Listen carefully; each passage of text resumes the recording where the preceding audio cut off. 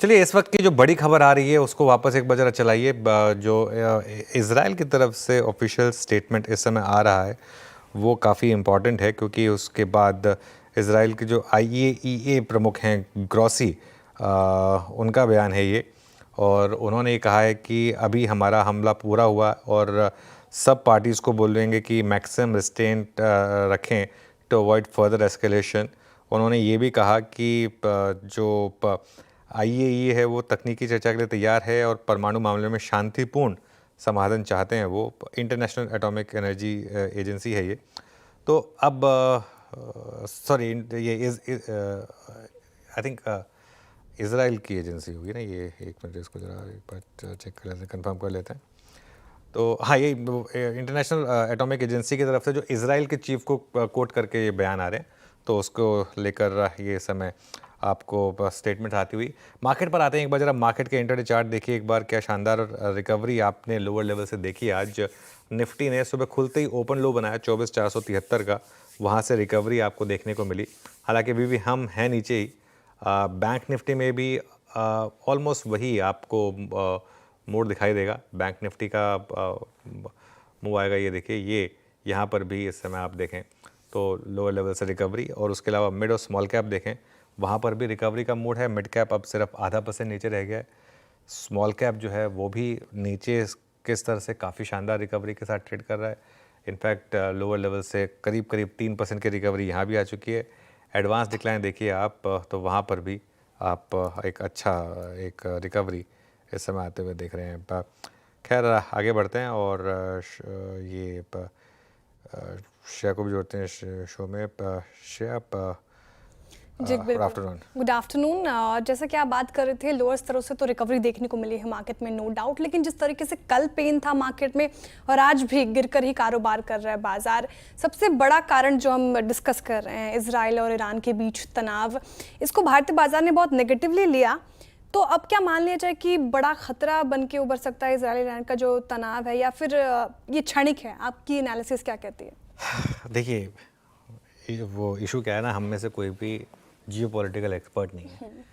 हमारे देश में सब बहुत जल्दी एक्सपर्ट बन जाते हैं हर टॉपिक पर। तो मैं कोई एक्सपर्ट नहीं हूँ इस टॉपिक पर, लेकिन जितनी मेरी बात हुई है ग्लोबल एक्सपर्ट से, या जो मेरी बात हुई है उससे जो निष्कर्ष जो मार्केट एक्सपर्ट से भी जो निकल कर आ रहा है, उसमें ये आ रहा है कि काफ़ी कुछ अब डिपेंड करेगा आज ओवरनाइट क्या होता है, और ख़ासतौर से अमेरिका का क्या वो रहता है। आपने देख ही लिया, अमेरिका की तरफ से ऑलरेडी बयान आ चुका है रूबियो जी का, यूके की तरफ से भी बयान आ चुका है। अमेरिका और ब्रिटेन अपने आप को इस मामले से अलग कर चुके हैं। इजराइल के साथ खड़े हैं वो अलग बात है, लेकिन उसमें वो कि ये बात क्लियर कर चुके हैं कि वो उनकी तरफ से ऐसा कुछ नहीं है। और तो इस मामले में अब हो सकता है ये भी एक स्टेटमेंट रहा हो जिसकी वजह से अब इजराइल ने स्टेटमेंट दिया है कि भाई हमारी तरफ से सब कुछ हो गया। अब वो तो इजराइल की तरफ से सब कुछ हो गया, ईरान भी रिटेलिएट तो करेगा। अब वो किस लेवल का रिटेलिएशन होगा या नहीं करे, होपफुली ना करे, लेकिन अगर करे तो किस लेवल का होगा, आई थिंक ये आज रात को शायद पॉसिबल है। ये मामला 3-4 दिन में पूरा हो जाना चाहिए श्रेया। ये वो वाला मामला नहीं है जो आपको लिंगर ऑन करेगा। ये रशिया यूक्रेन वाला मामला नहीं है जो लिंगर ऑन करता रहेगा। यहाँ मुझे लग रहा है कि और 3-4 दिन का मामला है शायद। और क्रूड देखिए आप, हमारे लिए सबसे बड़ी दिक्कत क्या है, क्रूड ही है ना। क्रूड ने एक बड़ी तेज़ी के बाद 75 तक जाके नीचे आना शुरू हो गया, लेकिन अब फिर ऊपर आना शुरू हो गया। ये देखिए 73, 69। तो हमारे लिए ना सारा का सारा मामला ना इसके ऊपर डिपेंड करता है। आज सुबह जो अरविंद सहगल जी कह रहे थे, अगर ये लड़ाई एस्केलेट हुई और अगर वो सप्लाई पर इम्पैक्ट आया और अगर क्रूड 100 और 120 के करीब पहुँच गया, तब ऑल बेट्स आर ऑफ, तब आपकी मार्केट गिरेगी, इसमें कोई डाउट नहीं है। क्योंकि हमारे लिए आज की डेट में भी जो क्रूड है ये बहुत बड़ा एक मैक्रो फैक्टर है।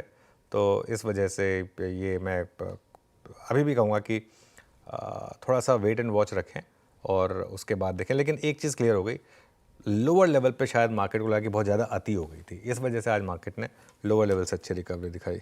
बिल्कुल, क्रूड में उबाल तो सिर दर्द बना ही रहेगा, लेकिन जिस तरीके से रिकवरी अभी देखने को मिल रही है मार्केट में, मिड कैप स्मॉल कैप देखिए, निफ्टी 50 फैक्ट देख लीजिए, बैंक निफ्टी भी निचले स्तरों से अच्छी रिकवरी देखने को मिली है। तो ऐसे में अब स्ट्रैटेजी क्या अपनाएंगे निफ्टी बैंक निफ्टी पे? अब कौन से लेवल्स अभी इंपॉर्टेंट लग रहे हैं? हालांकि कोई खबर आए तो हो सकता है कि बाजार वैसे रिएक्ट करे, लेकिन जिस तरीके से अब मार्केट का चल रहा है, क्या स्ट्रैटेजी होगी? देखिए, पहली बात तो निफ्टी ने आज ओपन लो बनाया है। ओपन लो क्या होता है जब निफ्टी का ओपन और लो सेम हो। 24,473 पर खुले, 24,473 ही लो था।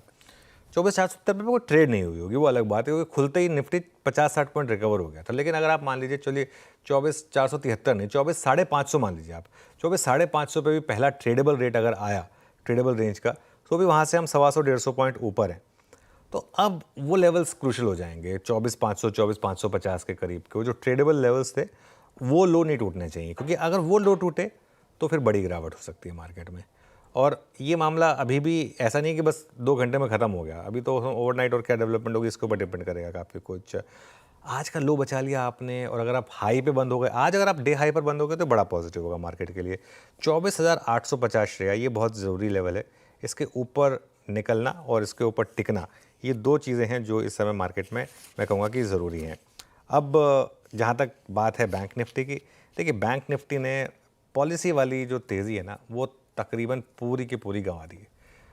I think almost bank Nifty का एक बार 1 हफ्ते का चार्ट लेकर आइए, क्योंकि रैली जो पॉलिसी वाली जो रैली थी वो पिछले फ्राइडे को पॉलिसी थी, वहाँ से शुरू हुई थी। हाँ, तो ये देखिए, अगर आप 7 डे चार्ट देखेंगे तो बैंक निफ्टी ने वो पॉलिसी की पूरी रैली गंवा दी। जो हम पॉलिसी से इतना खुश हुए थे, इतना हमने उसको एक ऐतिहासिक पॉलिसी का दर्जा दे दिया था, थी भी, ऐसा नहीं कि नहीं थी, लेकिन वो रैली पूरी की पूरी स्वाहा हुई। तो अब उस हिसाब से 55,000 बहुत क्रूशल लेवल है। आज भी देखिए मार्केट ने क्रूशल लेवल्स बचाए हैं। एक बार जरा बैंक निफ्टी का इंटरडे दिखाइए, थोड़ी सी वहाँ पर मुझे लग रहा है कि कुछ चार्ट में गलती थी। हाँ, ये ठीक है, 55,150 आजकल हुए, तो 55,000 बचाना ज़रूरी है, और तेज़ी के लिए 56,000 इसको क्रॉस करना शायद थोड़ा सा ज़रूरी होगा। बिल्कुल, 24,850 का एक इंपॉर्टेंट लेवल निफ्टी के लिए, उसके ऊपर निकलना ज़रूरी है, और 55,000 का स्तर बैंक निफ्टी को बचाना ज़रूरी है। लेकिन जिस तरीके से हमें जियोपॉलिटिकल टेंशन देखने को मिल रहा है, specially middle east crisis, past events क्या इशारा करते हैं? ऐसी स्थिति में इंडियन मार्केट ने कैसे रिएक्ट किया, और जैसा रिएक्शन था उस वक्त टेम्पररी था, वहाँ से फिर निकले हैं कि फिर ये पेन परसिस्ट किया है काफ़ी दिनों तक? देखिए, जो वॉर होती है ना, वो एक आपके लिए ख़रीदारी का मौका लेकर आती है, एनेक्डोटली। लेकिन ये ज़रूरी नहीं है कि आप बस कहें कि बस मैं आज खरीदूँ, आज के आज मुझे पैसा बन जाए। एनेक्डोटली अगर आप गल्फ़ वॉर से उठाकर देखें, क्योंकि हमारी मेमोरी वहीं तक जाती है, उससे पहले हम सब बहुत छोटे थे, तो इसके लिए अगर उसके बाद का इवेंट उठा के देखें आप, वहाँ से लेकर आप इतिहास उठाकर देख लीजिए, कितने भी जो भी युद्ध रहे हों, चाहे वो गल्फ़ वॉर थी, चाहे वो कारगिल वॉर थी, चाहे वो रशिया यूक्रेन वॉर थी, चाहे वो इवन इज़राइल हमास वॉर थी, जिसमें मैंने लपक लीजिए वाली बात की थी, वो, और वो काफ़ी उस समय बहुत चली भी थी वो ट्रेड। आप उठा के देख लीजिए कोई भी वॉर, हर बार नियर टर्म में वीकनेस आती है, 3 से 4 दिन तक वीकनेस चलती है, कई बार 1 हफ्ते तक वीकनेस चलती है, उसके बाद रैली आती है। पुलवामा के टाइम पे भी यही हुआ था। तो ये मार्केट में वॉर से रिलेटेड हमेशा, और मैं तो बताऊँ, ये तो मैं गल्फ तक की बात कर रहा हूँ, उससे पहले भी अगर आप हिस्ट्री में पहुँच जाएंगे ना, जो पुरानी मार्केट ट्रेड करती थी, वो भी वॉर के टाइम पे इनिशियली गिरने के बाद नॉर्मली रैली दिखाती थी। तो ये मेरा ये मानना है कि इस बार भी प्रोबेबिलिटी काफ़ी हाई है, प्रोबेबिलिटी का ही गेम है सारा का सारा, प्रोबेबिलिटी काफ़ी हाई है कि इस बार भी ये एक खरीदारी का ही मौका निकल कर आएगा।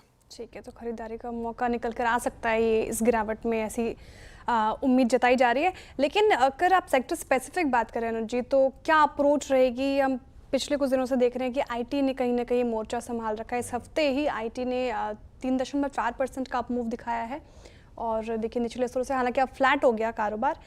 क्या लग रहा है, सेक्टर स्पेसिफिक अप्रोच क्या हो गया? आईटी पर तो खैर मैं काफ़ी 3-4 दिन से पॉजिटिव भी हूँ। मैं कल सरप्राइज था आईटी गिर गया था, क्योंकि क्रूड का चलना इनके लिए एल्गो पॉजिटिव होता है। तो आईटी पर तो मैं खैर काफ़ी पॉजिटिव हूँ। मेरा ये मानना है कि आईटी में जिस तरीके की स्टेटमेंट्स आई थी कंपनीज़ की, कोफोज की हो, चाहे वो इन्फोसिस की हो, चाहे आपने पिछले 3-4 दिनों का अगर आपने ट्रेडिंग पैटर्न फॉलो किया हो इन सब स्टॉक्स में, तो ये सब स्टॉक्स जो हैं इनमें शानदार मोमेंटम रहा है। तो इसमें तो मुझे कोई डाउट नज़र नहीं आता।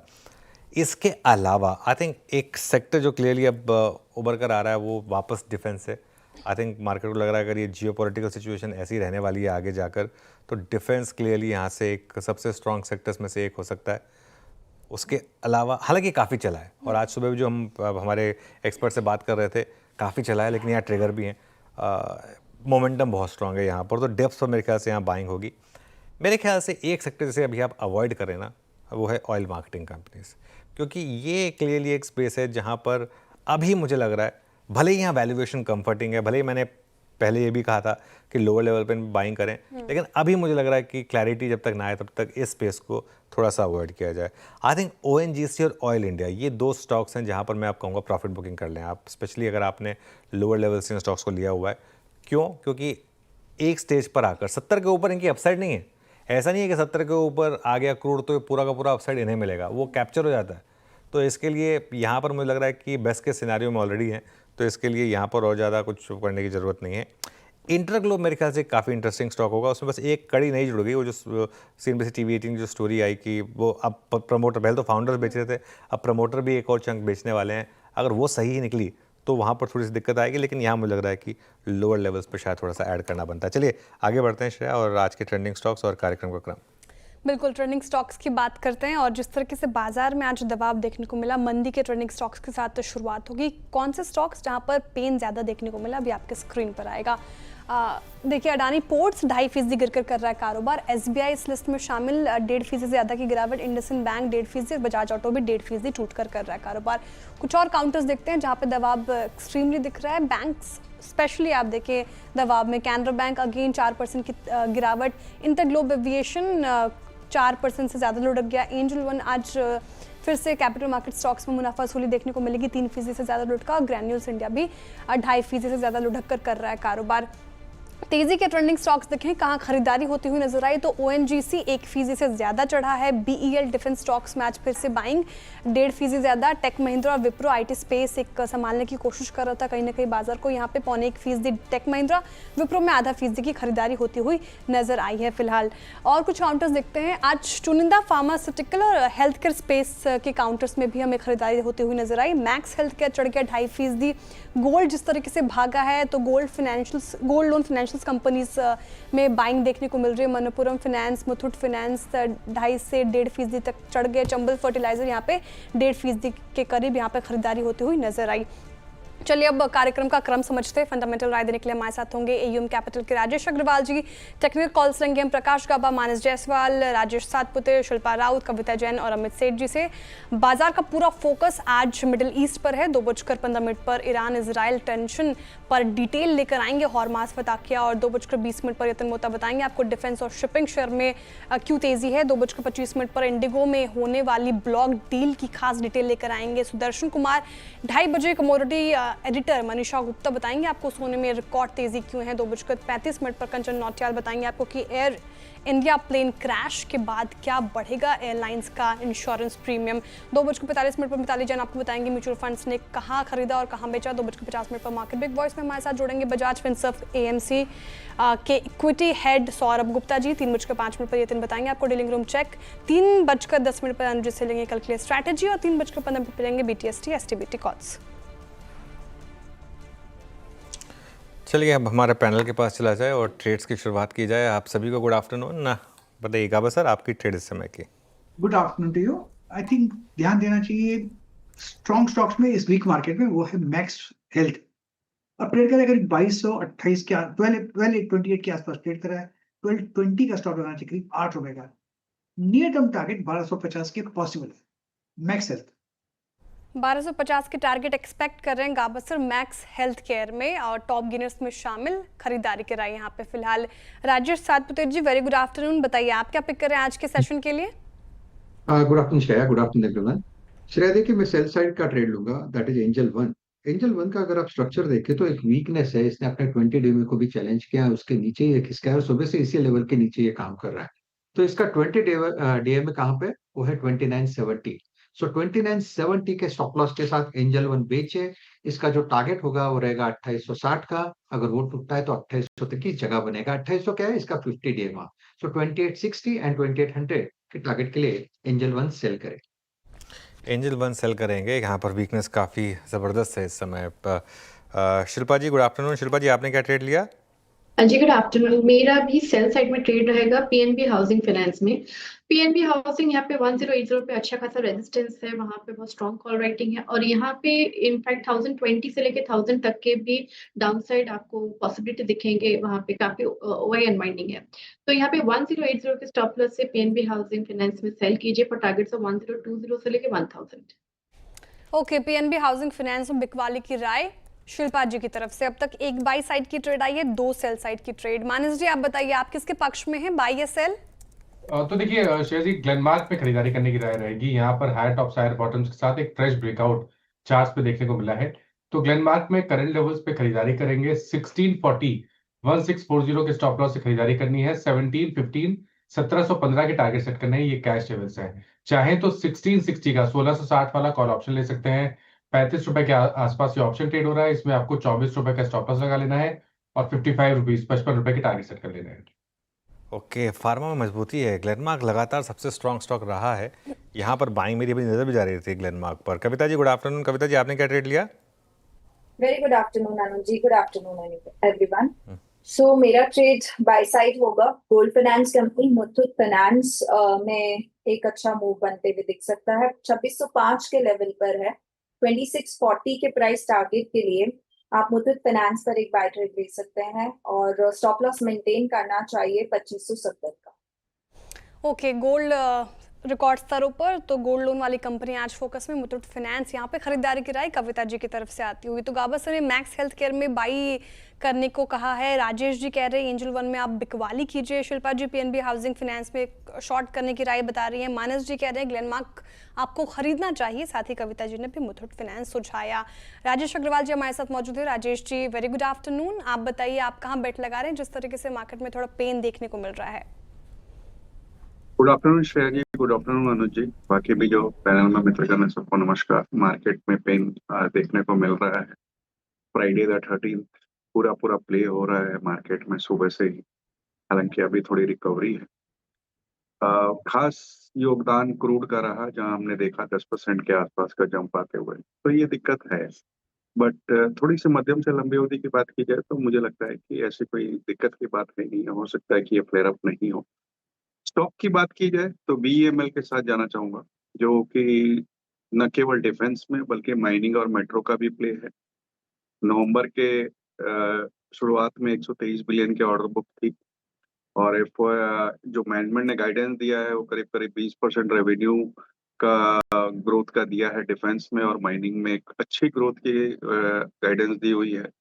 लॉन्ग टर्म प्रोस्पेक्ट्स बहुत स्ट्रांग है क्योंकि ऑर्डर बुक बहुत हेल्दी है, नए ऑर्डर्स आ रहे हैं, मॉडर्नाइजेशन ऑफ डिफेंस व्हीकल हो रही है और ये लोग एक्सपैंड कर रहे हैं नए डिफेंस सेगमेंट में के और एरोस्पेस में। दूसरे टेंडर की जो पाइपलाइन है खास करके रेलवे और मेट्रो के लिए वो बहुत अच्छी बनी हुई है। कैपेसिटी एक्सपैंड कर रहे हैं जिससे आने वाले दिनों में न केवल एग्जीक्यूशन बढ़िया हो जाएगा, मार्जिन्स वगैरह भी सुधर जाएंगे, तो नंबर्स में भी थोड़े से उछाल देखने को मिलेगा। मैं समझता हूँ थोड़ा सा अगर मध्यम अवधि का नजरिया रखा जाए तो 5000 के टारगेट आ सकते हैं, बट छोटी अवधि में कोई हफ्ता 10 दिन के लिए करना हो तो 4450 के टारगेट रख सकता है। ओके, चलिए अब एक काम करते हैं। एक आज का जो सबसे बड़ा ट्रिगर है उसकी बात करते हैं। इजराइल और ईरान के बीच में जो इजराइल ने जो ईरान के ऊपर हमला बोला है, उस जो सेल्फ डिफेंस में उन्होंने कहा कि उन्होंने किया, उसके बाद से पूरी मार्केट हिली काफ़ी। और ये पूरी की पूरी चीज़ समझाने के लिए अब हॉर्मास के पास चलते हैं हम। अच्छा हॉर्मास, गुड आफ्टरनून। मैं एक हेडलाइन पढ़ रहा था, conflict between Israel and Iran would most certainly close the straight of Hormuz. ये क्या है, पहले तो ये समझाइए और आपसे समझ लेते हैं वैसे पूरी कॉन्फ्लिक्ट है क्या। स्ट्रेट ऑफ हॉर्मुज एक छोटा सा समुद्री इलाका है जहाँ से काफ़ी सारी शिप्स वगैरह पास होती है, जो कि इंडियन ओशन से जो है अरब पेनिनसुला को कनेक्ट करता है। तो वो एक बहुत स्ट्रेटेजिकली इम्पॉर्टेंट लोकेशन है। आपके नाम का कोई मेरे नाम से उसका कोई नहीं है मगर कॉन्फ्लिक्ट इस वक्त भी डेवलपिंग है, फ्लूइड है, क्योंकि डेवलपमेंट्स अभी भी आ रहे हैं। इसराइल ने जो स्टेटमेंट जारी की है कि जो एयर डिफेंस सिस्टम्स पे उन्होंने हमले किए थे वो हमले पूरे हुए हैं। ऑपरेशन शायद अभी भी जारी है, दर्जनों रेडार्स, मिसाइलें दागी गई है और इस पे पूरे ईरान के एयर डिफेंस सिस्टम को तबाह कर दिया गया है। ये इसराइल की इंटेलिजेंस एजेंसी मोसाद का बयान है। और जो हमला सुबह हुआ था उस पे ईरान के जो सुप्रीम लीडर है आयतुल्ला खमीनी, उस बात पर उन्होंने भी इस बात की पुष्टि की है कि कई बड़े परमाणु वैज्ञानिक और सैन्य अधिकारी मारे गए हैं इन हमलों में। और साथ ही साथ उन्होंने ये कहा है कि यूएस के समर्थन के बगैर इस तरह का हमला होना संभव नहीं है, तो लिहाजा यूएस को इस हमले का जिम्मेदार माना जाना चाहिए और इजराइल और यूएस दोनों को इस हमले की भारी कीमत चुकानी पड़ेगी। बड़ा सवाल यह था कि क्या परमाणु ठिकानों पर हमले हुए हैं, क्या उन्हें नुकसान पहुंचा है। आईएईए का स्टेटमेंट ये कहता है कि नाटनास की जो फैसिलिटी है वहाँ पे नुकसान पहुँचा है, लेकिन वहाँ पर कोई रेडिएशन नहीं हुआ है, अब तक रेडियो एक्टिविटी कोई हुई नहीं है। और जो बशेहर प्लांट है उनका वहाँ पर कोई हमला नहीं किया गया है, ये आईएईए का ऑफिशियल स्टेटमेंट है। और साथ ही साथ उन्होंने कहा है कि यूरेनियम एनरिचमेंट के जो लोकेशंस है वहाँ पर भी कोई हमला नहीं किया गया है। आज सुबह जब ये हमला हुआ तो इसराइल के जो प्रधानमंत्री है बेंजामिन नेतन्याहू, उन्होंने भी ये बयान दिया है कि ऑपरेशन राइजिंग लाइन की शुरुआत हुई है, आगे भी ये ऑपरेशन जारी रहेगा। जब तक ये परमाणु संकट से हम निपट नहीं लेते तब तक ये ऑपरेशन चल सकता है, ये बेंजामिन नेतन्याहू का बयान था। और साथ ही साथ में फिर यूएस की तरफ से ये क्लैरिफिकेशन, ये सफाई आई है, ये कहते हुए कि ये एक तरफा हमला इसराइल ने किया है, इससे हमारा कोई लेना देना नहीं, हमने कोई समर्थन नहीं किया है। डोनाल्ड ट्रंप ने खुद कहा है कि ईरान जो है वो न्यूक्लियर परमाणु बम नहीं रख सकता, मगर मुझे इस हमले की जानकारी थी, इसराइल ने हमें सचेत किया था और मुझे अब भी ये उम्मीद है कि जो रविवार को दोनों देशों के बीच में बातचीत होने वाली है ओमान में, वो होगी और ईरान फिर से नेगोशिएटिंग टेबल पर लौटेगा। तो इस पूरे वाकये की वजह से जो है बाजार में हाहाकार मचा हुआ था पूरे दिन, अब जाकर के थोड़ी सी शांति आई है। डाउ फ्यूचर्स अभी भी 550 या 600 अंक नीचे है, मगर एक वक्त पर तो 800 अंक नीचे थे। तेल की कीमतों में लगभग 13% का उछाल था, फिर जाकर के थोड़ी ऊपरी स्तरों से जो है बिकवाली देखने मिली है, मुनाफा वसूली देखने मिली है, सोने की कीमतों में बढ़त देखने मिली है क्योंकि हेवन बाइंग ज्यादा जारी है। तो फिलहाल के लिए एक डेवलपिंग सिचुएशन है। अब आगे चलकर यह देखना होगा कि 2 दिनों के दरमियान जो है इजराइल और ईरान अपने अपने तरह से क्या कदम उठाते हैं, तो ये बाजार का डायरेक्शन आगे चल के तय कर सकता है। बिल्कुल, वीकेंड्स में क्या डेवलपमेंट होगी वो देखने वाली बात होगी। शुक्रिया हरमाज जी तमाम जानकारी के लिए। और जिस तरीके से आपने बताया कि इजराइल और ईरान में जो कन्फ्लिक्ट पैदा हो रहा है वो कैसे क्रूड में उसका योगदान हो रहा है और स्टॉक्स पे भी हमने असर देखने को मिला। राजेश अग्रवाल जी, आपसे बात भी हो रही थी और आपने मेंशन भी किया कि इसका टेम्पररी असर देखने को मिल सकता है, लॉन्ग टर्म में हालांकि कोई दिक्कत वाली बात नहीं है, लेकिन क्रूड में उबाल तो एक सरदर्द है, इसको कैसे देख रहे हैं आप? देखिए, भारत जैसे आयात प्रधान देश जो कि करीब करीब 80% अपनी खपत को आयात करता है, उसके लिए दिक्कत की बात है, नो डाउट। अब अगर जो स्थिति बनी हुई है कल रात से अभी तक देखें तो 10% के आसपास उछाल आया, अब थोड़ी सी कूल डाउन हो रहा है और 7% के आसपास उछाल है। अगर ये फ्लेयर अप नहीं होता है तो मुझे नहीं लगता है कि ये प्राइसेस टिक पाएंगे, क्योंकि अगर आप देखो तो ओपेक प्लस के लगातार बयान आए हैं और पिछले दिनों जो बयान आए थे उसमें ये क्लियरली कहा गया था कि जुलाई से वो 4,11,000 बैरल्स पर डे की उत्पादन क्षमता बढ़ाएंगे। तो अगर डिमांड वैसे कुछ विशेष है नहीं, सिर्फ ये जो जियोपॉलिटिकल टेंशन अचानक से कल इजराइल और ईरान के बीच आया उस वजह से ये उछाल है। अगर ये फ्लेयर अप नहीं होता है, कूल डाउन हो जाता है, तो मुझे लगता है कि क्रूड इस लेवल्स पे टिक पाएगा और वापस से नीचे आ जाएगा। इवन अगर नहीं भी आता है और इस लेवल्स पे भी रहता है तो मैं नहीं समझता $75 के आसपास अगर क्रूड रहता है तो कोई विशेष दिक्कत आने वाली है। हाँ, ये फ्लेयर अप अगर 90-100 वहां तक जाने लगता है, जैसे कुछ लोगों का बयान मैं सुबह से सुन रहा था, वैसा कुछ होता है तो जाहिर सी बात है दिक्कत होगी, कोई डाउट ही नहीं है उसमें। पर इन लेवल्स में मुझे नहीं लगता कोई विशेष दिक्कत है। इस वक्त सेंटिमेंटल प्रभाव ज्यादा पड़ा हुआ है। अगर आप देखो तो पिछले 3-4 महीनों से लगातार क्रूड $70 के नीचे ट्रेड कर रहा था, कई बार तो 65 के आसपास भी ट्रेड किया है। तो ये एक तरीका से हमारे लिए बहुत पॉजिटिव बात है आने वाले दिनों में। अगर फ्लेयर अप होता है तो कुछ चुनिंदा स्टॉक्स जैसे कि ONGC ऑयल इंडिया लिमिटेड जो कि बहुत दिनों से लैंग्वेज कर रहे थे, वहां पर खरीदारी देखी जा सकती है। लेकिन इस वक्त मुझे लगता है कि थोड़ा इंतजार करना चाहिए, इस पर बहुत कूद के कोई नतीजे नहीं बनाने चाहिए कि अचानक से क्रूड फ्लेयर अप हो जा रहा है। चलिए बिल्कुल, अब एक काम करते हैं, अमित सेठ भी जुड़े हैं इस पैनल में, एक बार उनसे ट्रेड लेते हैं, फिर डिफेंस शेयरों की बात करेंगे। Amit ji, good afternoon. जी बताइए क्या ट्रेड पिक किया आपने? जी good afternoon Anuj ji, good afternoon Shreya ji and everybody on the panel. Anuj ji, मेरा इस समय का ट्रेड रहेगा आईसीआईसीआई लोम्बार्ड। ये स्टॉक ने 3-4 दिन के पुलबैक के बाद आज एक अच्छे सपोर्ट जोन 50 डेमा से एक अपथ्रस्ट जनरेट किया है। आज के वॉल्यूम्स पुलबैक वॉल्यूम से काफी ज्यादा है, तो इसे बाय करें। 1900 का स्टॉप लॉस रहेगा और टारगेट्स रहेंगे 1960 के। ओके, आईसीआईसीआई जीआई यानी कि आईसीआईसीआई लोम्बार्ड, इस पर आपको लेना है बाय कॉल। चलिए डिफेंस सेक्टर की बात करते हैं। यहाँ पर अप ट्रेंड इंटैक्ट है जियोपॉलिटिकल टेंशन से। क्या है कनेक्शन डिफेंस स्टॉक्स का? यतिन के पास चलते हैं और समझते हैं। Yatin, good afternoon.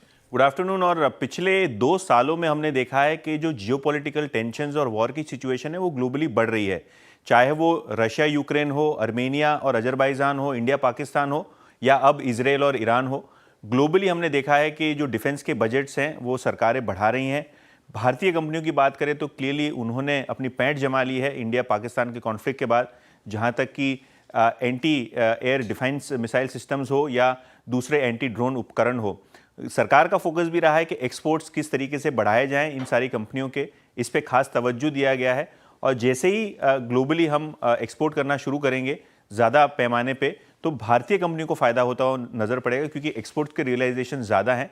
तो क्लियरली ये जो जियोपॉलिटिकल टेंशन है और हर 6 महीने 12 महीने में कॉन्फ्लिक्ट हो जाता है ग्लोबली, उससे शायद भारतीय डिफेंस एक्सपोर्ट्स को एक बड़ा बूस्ट मिले।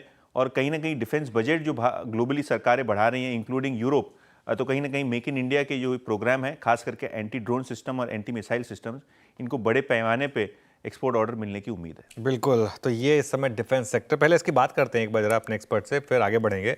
राजेश अग्रवाल जी, अब दिक्कत ये है कि ये सारे के सारे स्टॉक्स इतने चल चुके हैं और वैल्यूएशंस इतनी डिमांडिंग है, लेकिन वीकनेस कहीं भी नहीं है इन स्टॉक्स में, तो क्या करें?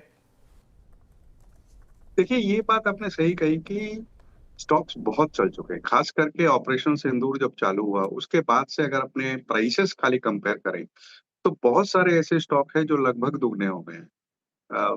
बहुत से स्टॉक 50-60% बढ़ गए हैं। लेकिन हमें ये भी नहीं भूलना चाहिए कि ऊपर के लेवल से बहुत अच्छा करेक्ट भी कर चुके थे। आज की डेट में देखो तो कुछ ऐसे स्टॉक्स भी हैं जो इतनी बढ़त के बाद भी अपने 52 वीक हाई से बहुत नीचे हैं। तो मैं समझता हूँ स्कोप तो है, नो डाउट उसमें, बट चूंकि इतनी छोटी अवधि में इतनी जोर के उछाल लिए हैं सारे स्टॉक ने, तो हो सकता है कि कुछ प्रॉफिट बुकिंग आए, कुछ लोगों ने जो नीचे के लेवल्स पे लिए वहां प्रॉफिट बुकिंग के मन बनाए। तो प्रॉफिट बुकिंग कंसोलिडेशन ये शॉर्ट टर्म में बिल्कुल हो सकता है, इसे नकारा नहीं जा सकता।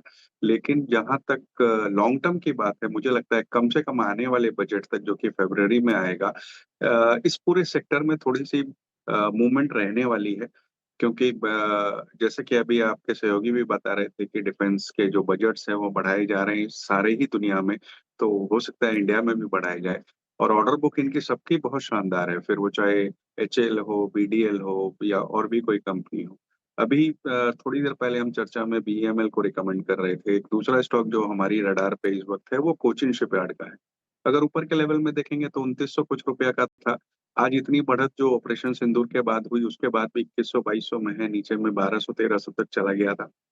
कंपनी के कामकाज की बात की जाए तो लार्जेस्ट पब्लिक सेक्टर शिपयार्ड है इंडिया में और मेजर रेवेन्यू नेवी से आता है। डीपी वर्ल्ड के साथ इन्होंने पिछले दिनों करार किया है। 22,000 करोड़ की ऑर्डर बुक है, नए ऑर्डर्स आने की पूरी संभावना है और वैल्यूएशन भी देखेंगे ना तो करीब 30-32 टाइम्स पी पे ये ट्रेड कर रहा है। मुझे लगता है यहाँ पे एक अच्छा अपसाइड बन सकता है, बीईएल जैसे स्टॉक्स में बन सकता है। तो चुनिंदा स्टॉक में खरीदारी करें।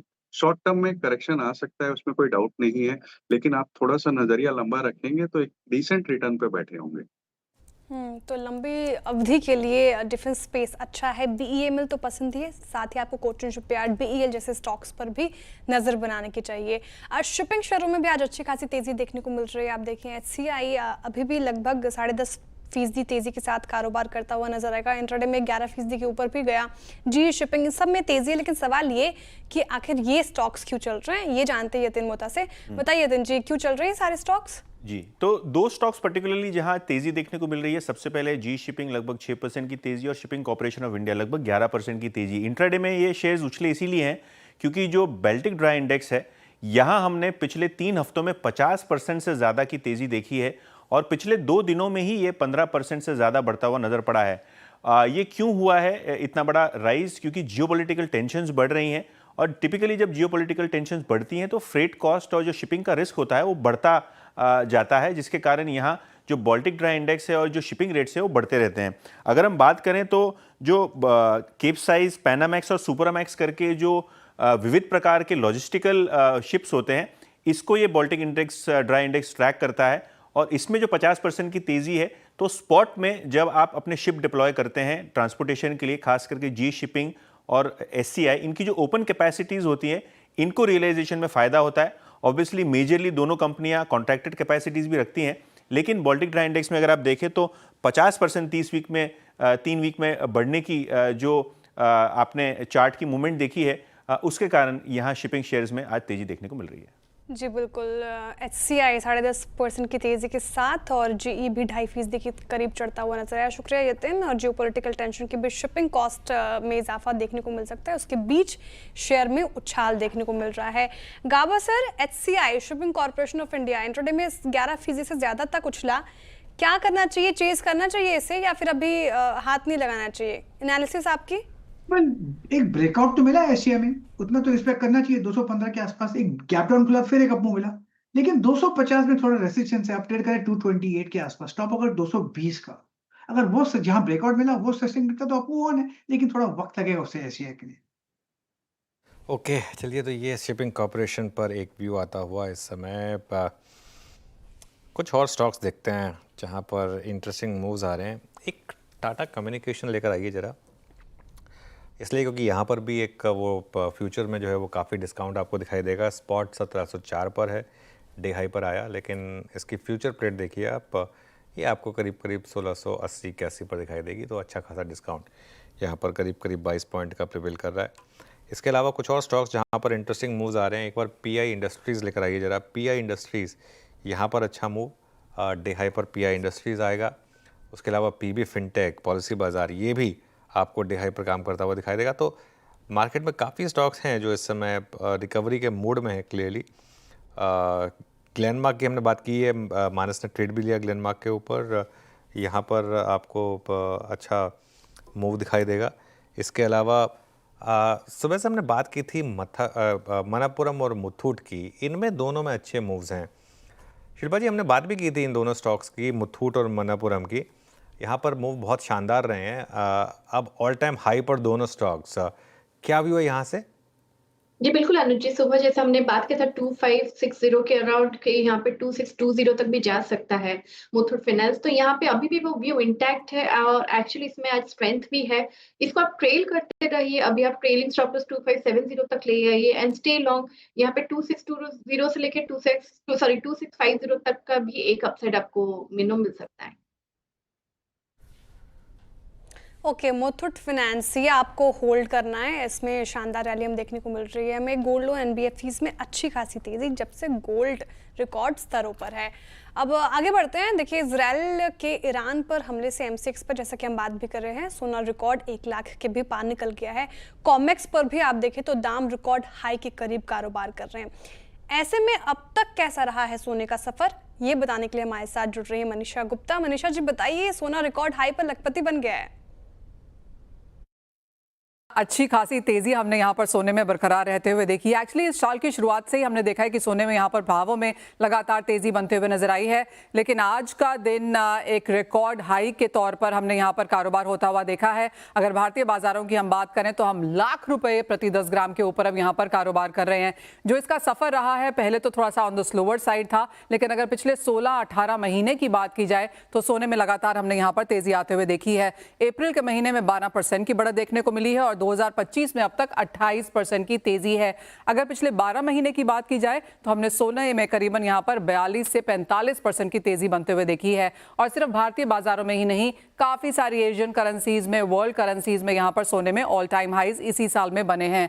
ये आपको बताता है ये चार्ट की कहां पर हमने सोने को जाता हुआ देखा है। 2021 में हम यहाँ पर 52,000 पे काम कर रहे थे, यानी कि पिछले 3-4 सालों में सोने को हमने यहाँ पर डबल होते हुए देखा है और 50,000 से 1 लाख रुपए तक यहाँ पर पहुंचता हुआ देखा है।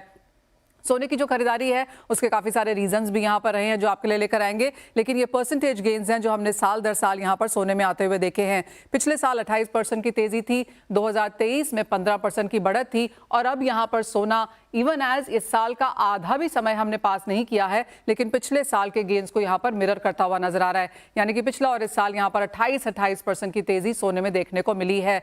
ये चार्ट आपको दिखा रहा है कि किस तरह से हर साल हमने यहाँ पर बढ़त आते हुए देखी है। तो 2018 से 2021 अगर आप देखें तो 35 और 50 के बीच में कारोबार रहा और उसके बाद 2 सालों में जिस तरह की बढ़त यहाँ पर लगातार बनती हुई नजर आई है, सोने में अच्छे खासे गेन्स यहाँ पर लिखे हैं। लाख रुपए पर सोना ऑलरेडी कारोबार कर रहा है और काफी सारे विशेषज्ञ हमें बताते हैं कि इस साल खत्म होने के तक आप 1,07,000 तक देखेंगे, अगले साल के 1,20,000 तक के भी यहाँ पर लेवल्स बनते हुए नजर आ रहे हैं। यानी कि अगले 12-18 महीने भी यहाँ पर काफी तेजी वाले रह सकते हैं और वो इसलिए क्योंकि जियोपॉलिटिकल टेंशन काफी स्ट्रांग है। ईरान का जो इजराइल पर हमला हुआ है और शायद एक रिटेलिएशन देखने को मिल सकता है, उसका प्रीमियम प्राइसेस पे है। ट्रंप का जो टैरिफ वॉर है वो खत्म होने से बहुत बहुत दूर है, फार फ्रॉम ओवर टाइप्स, उसका भी सपोर्ट है। यूएस चीन के बीच में जिस तरह का तनाव है और साथ ही साथ डॉलर इंडेक्स जो कि 3 साल के लोज पर कारोबार कर रहा है, ये सारे के सारे फैक्टर्स यहाँ पर सोने को सपोर्ट कर रहे हैं। बाजार को ये भी लगता है कि यूएस इन्फ्लेशन नंबर्स जो वीकर आए हैं ये लीड कर सकते हैं कि जो अगली यूएस फेड की मीटिंग है सितंबर में, वहां पर शायद आप एक रेट कटौती होता हुआ भी देखें, उसका भी फायदा सोना फिलहाल उठाता हुआ नजर आ रहा है। चलिए मनीषा, शुक्रिया। तो ये इस समय गोल्ड चमकता हुआ सोना 1 लाख के पार। राजेश जी, टेक्निकल व्यू तो लिया हमने, लेकिन मुथूट और मन्नापुरम क्लियरली अब मार्केट के प्रेफर्ड प्लेस गोल्ड को लेकर यही दोनों स्टॉक्स हैं और आरबीआई की पॉलिसी के बाद भी इन्हीं स्टॉक्स में हमने शानदार मोमेंटम देखा था। इनमें से कोई अभी भी आपकी पिक्स होगी क्या? देखिए, आपने सही कहा, आरबीआई ने जब एलटीवी बढ़ाया था 75 से 85 किया था, तो उसके बाद से ये मूवमेंट दिख रही है गोल्ड फाइनेंसिंग कंपनीज में। बट अगर हमारी पसंद की बात की जाए तो मैं समझता हूँ कि ये दोनों ने तो अपनी चाल चल ली है, तो इस वक्त थोड़ी सी कूल डाउन होने का इंतजार करेंगे। लेकिन कुछ बैंक है जो जिनका एक बड़ा पोर्टफोलियो बैंकिंग गोल्ड लोन में जाता है, जैसे कि फेडरल बैंक है या कैथलिक सीरियन बैंक है, वहां पे हम थोड़ा सा फोकस देना चाहेंगे। खास करके फेडरल में और कैथलिक सीरियन में, दोनों में हमें लगता है कि मौजूदा स्तर से कम 10-12% की बढ़त हो सकती है। तो ये 2 स्टॉक हमने न केवल बैंकिंग एज ए होल के लिए बल्कि इवन गोल्ड लोन वाले पोर्टफोलियो के लिहाज से भी रिकमेंड किया हुआ है। ओके, सीएसबी बैंक और फेडरल बैंक, ये 2 स्टॉक्स आपको रखने हैं रडार पर। कुछ और स्टॉक्स की बात करते हैं जहाँ पे तेज़ी देखने को मिली, खरीदारी देखने को मिली गिरते बाजार में भी। एक तो गोल्ड लोन एनबीएफसीज में हमें देखने को मिल रहा है, हम डिस्कस भी कर रहे थे, मुथूट और मणप्पुरम। साथ ही डिफेंस स्टॉक्स, हेल्थ केयर और फार्मा चुनिंदा स्टॉक्स में भी खरीदारी होती हुई नजर आई। ग्लेनमार्क फार्मा डिस्कस कर रहे थे। एक बार बायोकॉन रखते हैं आपके स्क्रीन पर। बायोकॉन 2.5% के करीब ये तेज होकर कर रहा है कारोबार। निचले स्तरों से यहाँ पे भी रिकवरी, हाई साइड से थोड़ा फिसला। इनफैक्ट पिछले 2 दिनों से इसमें अच्छी खासी बाइंग हमें देखने को मिल रही है। मैक्स हेल्थ केयर, गाबा जी आपने बताया। बायोकॉन देखिए, ये स्टॉक कैसा लग रहा है अभी आपको? बायोकॉन यहाँ पे कुछ किया जा सकता है? यस, बायोकॉन बाय तो कर सकते हैं बिल्कुल मेरे ख्याल से, क्योंकि बाय मोड पर तो है बायोकॉन। 350 का स्टॉप लगाया चले, 354 के आसपास ट्रेड कर रहा है। पॉसिबल है कि 360-62 दिख जाता है, लेकिन बाय मोड पर है बिल्कुल बायोकॉन। ओके, चलिए अब एक काम करते हैं, एक और स्टॉक की बात करते हैं, इंडिगो की। इंटरग्लोब एविएशन के प्रमोटर कंपनी में हिस्सा बेच सकते हैं, ये जानकारी हमें दे रहे हैं CNBC TV 18 से सुदर्शन। उनके पास चलते हैं। सुदर्शन, गुड आफ्टरनून, बताइए। इंडिगो में एक और ब्लॉक डील बहुत जल्द ही आ सकता है और इस बार राकेश गंगवाल ने बल्कि दूसरा प्रमोटर इंटरग्लोब एंटरप्राइजेज या कहें राहुल भाटिया बहुत जल्द ही $1 बिलियन वर्थ का स्टेक बेच सकते हैं। और अगर जो कैलकुलेट करेंगे तो वो हो सकता है अराउंड 4% इक्विटी। अगर जो आपको याद होगा, इसी टाइम 2024 में उन्होंने 2% इक्विटी बेचा था और उसका टोटल वैल्यू था ₹3,367 करोड़ और वो उन्होंने बेचा था 4,367 के भाव पे। तब से अगर जो आप इंडिगो का शेयर देखेंगे उसमें 20% से भी ज़्यादा का उछाल आया है। अगर जो ये ब्लॉक डील होता है उसके बाद इंटरग्लोब एंटरप्राइज का स्टेक 4% गिरकर, जो कि अभी 35.7% है, वहाँ से गिरकर अराउंड 32% होगा।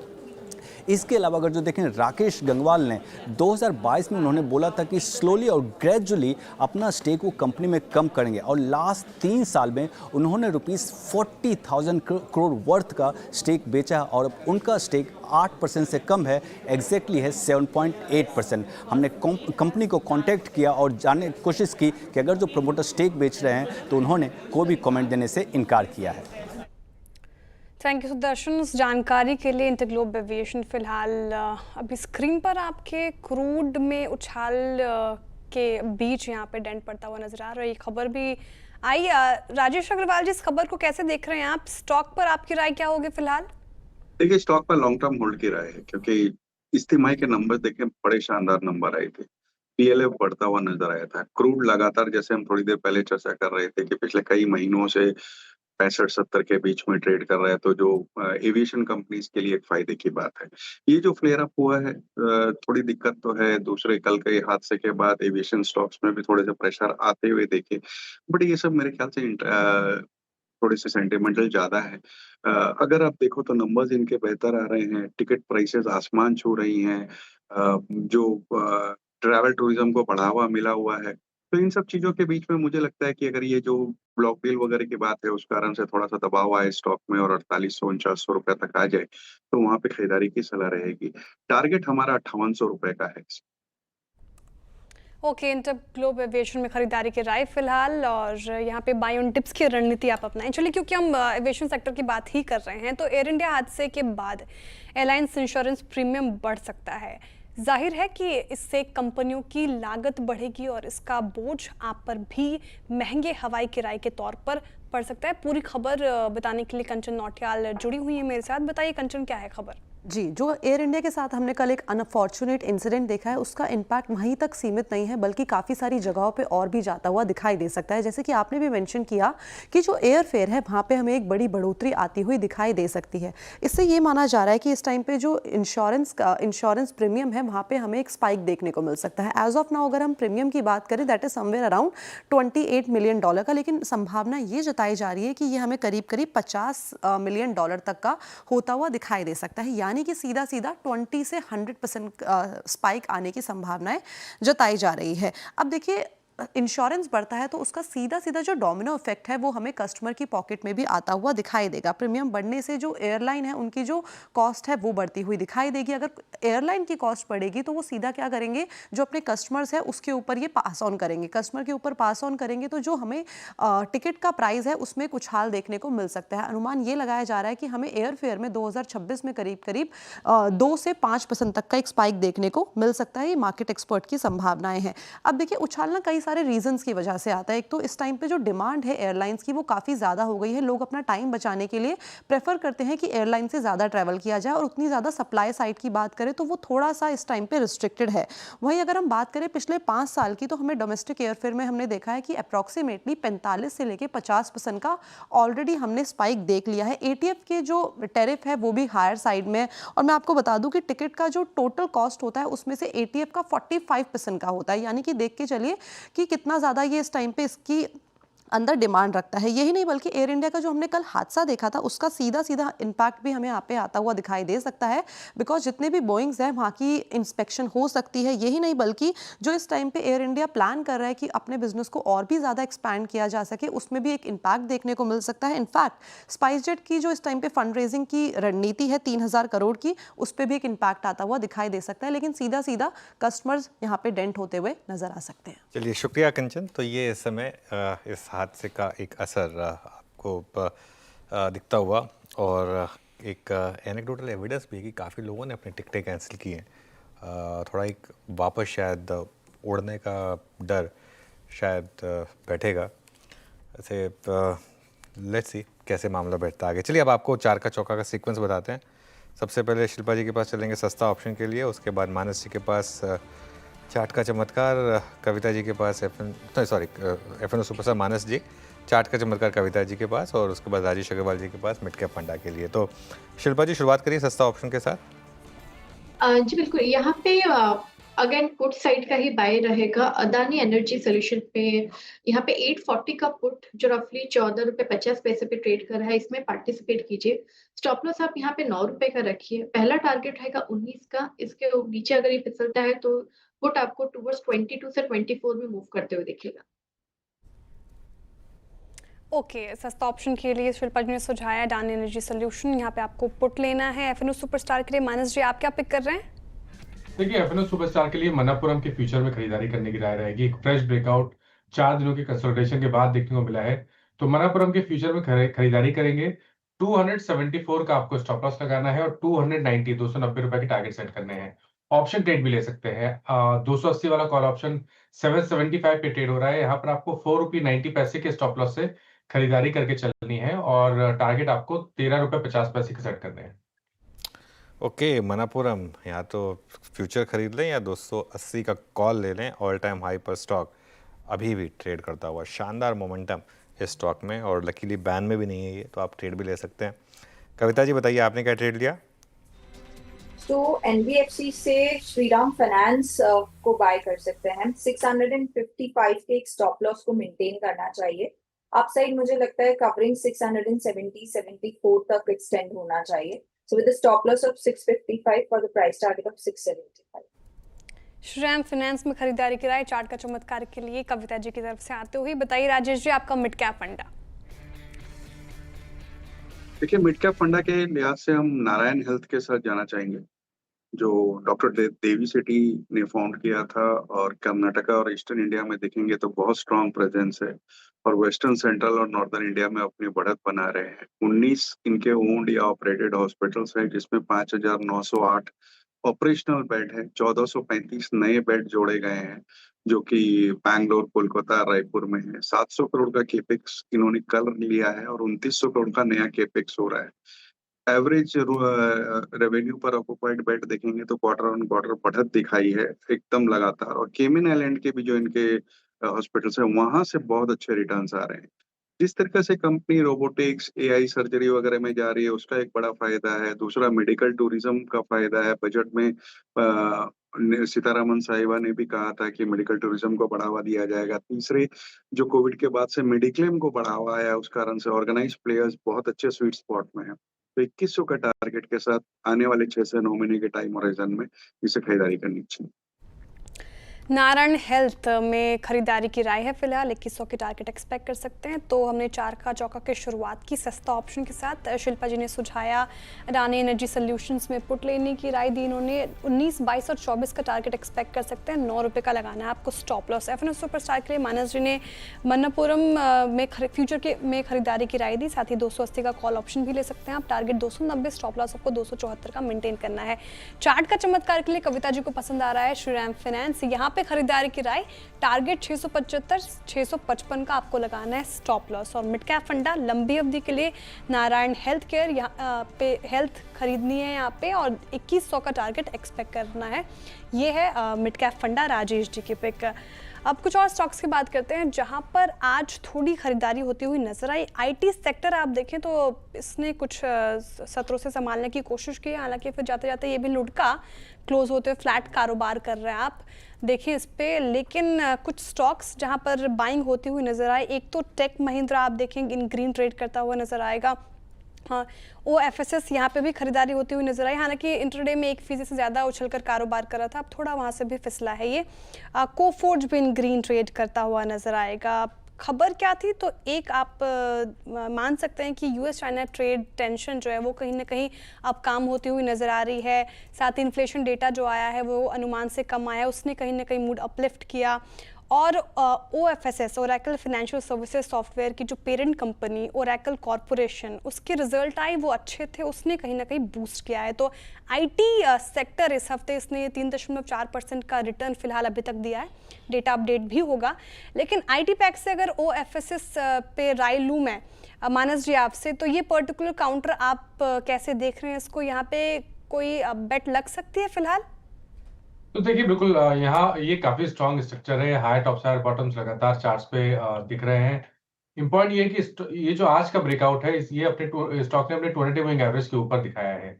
मेरे ख्याल से यहाँ पर करीब करीब 10,000 के लेवल्स को टच करने का पोटेंशियल पोजिशनली है। तो अगर आपको एक ट्रेड ले रहा हो पोजिशनली तो करंट लेवल्स पे खरीदारी करिए, 9200 के स्टॉप लॉस लगा लीजिए, करीब करीब 10,000 के टारगेट सेट कर लीजिए। 10,000 का टारगेट एक्सपेक्ट कर सकते हैं, 92,000 का आपको लगाना है stop loss. Oracle financial services software में ये एक रणनीति आपके लिए। मार्केट फिर से नीचे आता हुआ नजर आ रहा है, 200 अंकों से ज़्यादा की गिरावट निफ्टी में फिलहाल देखने को मिल रही है। बैंक निफ्टी एक बार रखते हैं आपके स्क्रीन पर, यहाँ पे भी पेन और परसिस्ट, क्या करना चाहिए अब यहाँ से, राय क्या बनेगी? देखिए थोड़ी सी वापस गिरावट शुरू हुई है। आई थिंक ये अब हम देखिए क्या होता है ना, लोग इंट्राडे में थोड़ा सा रिकवरी प्ले आउट करते हैं, क्लोजिंग बेसिस तक आते आते एक बार डाउ फ्यूचर्स का डेटा है तो प्लीज़ एक बार मुझे दिखा दीजिएगा ज़रा। क्लोजिंग तक आते आते ना मार्केट में सबको फिर डर लगने लगता है कि कहीं ओवरनाइट कुछ और डेवलपमेंट हो गए तो ईरान तो कुछ नहीं करने वाला है, कहीं रिटेलिएट तो नहीं करने वाला है। देखिए कुछ ना कुछ तो रिटेलिएशन शायद ईरान करेगा, लेकिन वो तो कहीं कुछ नहीं आने वाला है क्या यूएस फ्यूचर्स का डेटा एक बार दिखाइए। देखिए अब डाउ फ्यूचर्स अभी भी 500 पॉइंट नीचे हैं, नैस्डैक फ्यूचर्स में अभी भी गिरावट है। तो आप ऐसे में क्या होता है ना, इंट्राडे में चलिए ठीक है, आप सुबह खुले एक बार के लिए, आपने कहा कि चलो ओपन लो है, मैं एक बार लॉन्ग ट्रेड ट्राई कर लेता हूँ, वो लॉन्ग ट्रेड चल रही है। अब जब आप क्लोजिंग की तरफ आते हैं तब आपको थोड़ा लगता है कि अब मैं क्या करूँ, अब मैं अपनी पोजीशन कैरी करूँ या नहीं करूँ।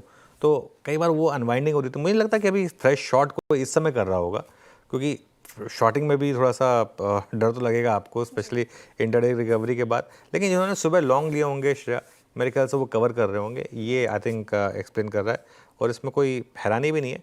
और जैसा मैं शो के शुरू में कह रहा था, जो मॉर्निंग का लो था बस वो बचना चाहिए। लेकिन अभी ये जो मार्केट में अगर आप इस समय थोड़ा सा असमंजस में हैं तो कोई बुराई नहीं है, क्योंकि जिस तरीके का ये मार्केट है अगले कुछ दिन लोग डे ट्रेडिंग ही करेंगे, कैरी करने की हिम्मत किसी की नहीं होगी। डे ट्रेडिंग करेंगे, ये हो सकता है उसमें आप दोनों तरफ की ट्रेड लें, कैरी करना इस समय किसी भी तरफ की ट्रेड थोड़ा सा डेंजरस होगा बेसिकली। होगा बिल्कुल। आप चलिए अब आगे बढ़ते हैं शो में और देखिए मई में बाजार में शानदार तेजी रही, इसके पीछे म्यूचुअल फंड्स की खरीदारी का बड़ा हाथ रहा है। मई में म्यूचुअल फंड ने क्या खरीदा, क्या बेचा, इसकी पूरी लिस्ट लेकर मेरी सहयोगी मिताली जैन जुड़ रही हैं। मिताली बताइए, मई में म्यूचुअल फंड्स ने कितनी शॉपिंग की और क्या खरीदा और क्या बेचा? जी बिल्कुल, मई 2025 में जब वो बल्क और ब्लॉक डील्स की एक स्प्री आई थी तब म्यूचुअल फंड्स एक प्रोमिनेंट बायर्स के रूप में सामने आए। डेटा के अकॉर्डिंग म्यूचुअल फंड्स ने मई के महीने में करीबन 56,300 करोड़ की बाइंग करी है। वही एफआईएस की बात करें तो वहाँ से भी करीबन 18,000 से 20,000 करोड़ के आसपास का फिगर सामने आता है जहां बाइंग हुई है। कैश एंड कैश इक्विवेलेंट्स देखें तो 2035 बिलियन से वो जो अमाउंट था अप्रैल में, that has come down to 1961 billion, यानी कि 74 बिलियन का जो ये अमाउंट है ये फ्रेश इन्वेस्टमेंट्स हुए हैं म्यूचुअल फंड्स के द्वारा प्राइमरी और सेकेंडरी मार्केट्स में। जहां एकदम फ्रेश एंट्री देखने को मिली है उन स्टॉक्स का नाम है Adani green, yes bank, Brookfield India, RailTel और प्रताप स्नैक्स, जहाँ पे एकदम इस महीने में कई एकदम फ्रेश बाइंग देखने को मिली है, जहां से कंप्लीट एग्जिट्स म्यूचुअल फंड्स करते हुए नजर आए हैं। उस लिस्ट में नाम शामिल है कोचिन शिपयार्ड का, एससीआई, संदूर मैंगनीज और उत्कर्ष स्मॉल फाइनेंस। अब इंडेक्स वाइज हम अगर बात करें कि क्या टॉप एडिशंस और टॉप रिडक्शंस कौन कौन से रहे, तो सबसे पहले लार्ज कैप में देखें तो आईटीसी में करीबन 7,800 करोड़ की बाइंग करी है, फिर एचडीएफसी बैंक में 6,000 करोड़, इटर्नल में करीबन 5400 करोड़ की बाइंग म्यूचुअल फंड द्वारा देखी गई। रिडक्शंस जो लार्ज कैप में हुए उसकी बात करें तो मैक्स फाइनेंशियल, नायका और बीएससी, यहाँ से करीबन 800 से 1200 करोड़ के बीच का अमाउंट म्यूचुअल फंड्स ने विड्रॉ किया है। मिड कैप के एडिशंस की मैं बात करूँ तो यहाँ पे पीएनबी हाउसिंग, एथर एनर्जीज और केपीआर मिल में सबसे ज़्यादा मिड कैप में पीएनबी हाउसिंग में 1400 करोड़ की बाइंग देखने को मिली है। फिर मिड कैप के रिडक्शंस की हम बाइंग सेलिंग देखें तो रामको सीमेंट्स, डिलीवरी और एसीसी यहाँ पे 400 से 500 करोड़ का अमाउंट म्यूचुअल फंड्स ने निकाल लिया है। स्मॉल कैप के एडिशंस पे नज़र डालें तो एक्विटास केमिकल्स, बेलराइज इंडस्ट्रीज जिसका रिसेंटली आईपीओ आया था और सुंदरम क्लेटॉन, यहाँ पे 200 से 300 करोड़ का एडिशन देखने को मिला। और रिडक्शंस में car trade tech, Mahindra life और एससीआई से म्यूचुअल फंड्स ने अपना पैसा निकाला है करीबन 100 करोड़ के आसपास। तो ये थी मई महीने की म्यूचुअल फंड्स के द्वारा एडिशंस और रिडक्शंस की एक लिस्ट। ओके, चलिए शुक्रिया मिताली। तो ये इस समय म्यूचुअल फंड का एक रिपोर्ट कार्ड जहाँ पर बाइंग और सेलिंग हुई, ये इस समय एक अपडेट एक अपडेट लेते हैं ज़रा एक स्टॉक पर, और स्टॉक का नाम है SBI कार्ड। एक बार SBI कार्ड लेकर आइए। SBI कार्ड पर कविता जी, अगर आप चार्ट देख सकें, इसका लगातार स्ट्रॉन्ग रहा है ये स्टॉक कई दिनों से। आज भी वीक मार्केट में स्ट्रॉन्ग। कोई व्यू स्टॉक पर?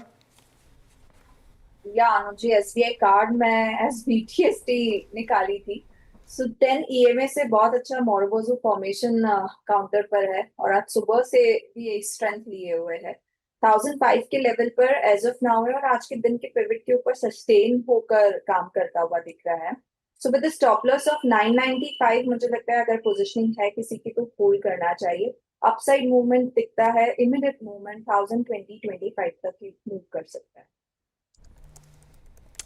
ओके, SBI कार्ड डे लो से अच्छी रिकवरी और एज अ BTST भी ले जाने वाली थी कविता जी, तो ये एक ट्रेड यहाँ पर SBI कार्ड पर आप ये रुख अपना सकते हैं। सुप्रीम इंडस्ट्रीज एक बार देखते हैं, ये चार्ट रखिए स्क्रीन पर। 1.5% के करीब यहाँ पे तेज़ी 1% से ज़्यादा देखने को मिलेगी। और आज एक रिपोर्ट भी आई थी इसको लेकर, ब्रोकरेजेस भी बुलिश नज़र आ रहे हैं इस पर्टिकुलर काउंटर को लेकर, जिस तरीके से कंपनी एक्सपेंशन को लेकर सोच रही है। तो और रॉ मटेरियल जिस तरीके से एक PVC जो रॉ मटेरियल होता है उसके दाम जिस तरीके से निचले स्तर पर पहुँचे, वो एक पॉजिटिव ट्रिगर है। डिमांड को बढ़ावा मिलेगा, साथ ही कंस्ट्रक्शन सेक्टर जिस तरीके से मजबूत होता जा रहा है उसको सपोर्ट करता हुआ नजर आएगा। एक रिपोर्ट और 5150 के टारगेट एक्सपेक्ट कर रहे हैं, यानी कि अभी जिस लेवल पे कारोबार कर रहा है 20% का अपसाइड पोटेंशियल सुप्रीम इंडस्ट्रीज में। बताइए अमित जी, सुप्रीम ये वाला कैसा काउंटर लग रहा है आपको? 5150 के टारगेट ब्रोकरेजेस की तरफ से आप एक्सपेक्ट कर रहे हैं क्या? कब तक ये लेवल्स देखने को मिल सकते हैं हमें? जी श्रेया जी, स्ट्रक्चर तो यहाँ पे पॉजिटिव है। स्टॉक एक अपना रेजिस्टेंस निकाल के बाहर आया, लगभग 4200 के आसपास की मूविंग एवरेज 200 डेमा के ऊपर भी ट्रेड कर रहा है। तो will take it one step at a time. अगर किसी की पोजीशन है तो 4250 का स्टॉप लॉस यहाँ पे रखें और ट्रेडिंग टारगेट्स इसके 1 से 2 दिनों के बनते हैं 4400 4450 तक। ओवरऑल स्ट्रक्चर यहाँ पे पॉजिटिव है। Slowly and steadily inch up करेगा ऊपर। ओके, स्लोली एंड स्टडीली इंचअप करेगा, बिल्कुल। बहुत ही स्ट्रॉन्ग है। F&O के सबसे स्ट्रॉन्ग काउंटर्स में से एक है सुप्रीम इंडस्ट्रीज। जब से वो ब्लॉक डील हुई है, जब से वो क्लीन आउट ट्रेड हुई है, उसके बाद से स्टॉक ने मुड़कर नहीं देखा है। और एक ऐसा स्टॉक जो 5500 से गिरा था, एक काफ़ी FI फेवरेट स्टॉक रहा था एक समय पे, पहले 5500 के करीब से गिरा था ये स्टॉक, और उसके बाद एक्चुअली उससे भी ज़्यादा 6300 से गिरा था, और अब एक बहुत ही इंपॉर्टेंट चैनल क्रॉस करने की तैयारी करता हुआ मार्केट में फिर थोड़ी सी वीकनेस आ रही है। ख़ासतौर से अगर आप देखें इंडिविजुअल स्टॉक्स जहां पर थोड़ी सी वीकनेस इस समय परसिस्ट कर रही है। बैंक निफ्टी का इंटरडे चार्ट लेकर आइए और एक बार ज़रा दिखाइए HDFC बैंक, क्योंकि ये क्लियरली फिर से थोड़ा सा दिक्कत का मामला बनता हुआ। और एक बार बैंक निफ्टी का कॉन्ट्रीब्यूशन देखते हैं। HDFC बैंक इस समय आपको टॉप पे दिखाई देगा, और मेरे ख्याल से कॉन्ट्रीब्यूशन देखते हैं एक बार इसका। बैंक निफ्टी अब अपनी ट्रेडेड रेंज के लो पे पहुँच रहा है, करीब 300 पॉइंट का कंट्रीब्यूशन डाउन साइड पर HDFC बैंक की तरफ से आता हुआ। ये एक और दिक्कत रही है वैसे भी मार्केट की, गाबासर है ना HDFC बैंक का। क्या व्यू बन रहा है यहाँ पर? एक्चुअली है तो वीक, मेरे ख्याल से ये एक जगह है यहाँ से अगर बाउंस करना है तो कर सकता है, लेकिन मुझे नहीं लगता यहाँ होगा। अगर आज का लो टूट जाता है ना, फिर तो हम करीब 1800 भी देखेंगे, लेकिन आज का लो नहीं टूटना चाहिए। अगर टूटा, वीकनेस है, कोशिश कर रहा है, लेकिन I think may break HDFC bank.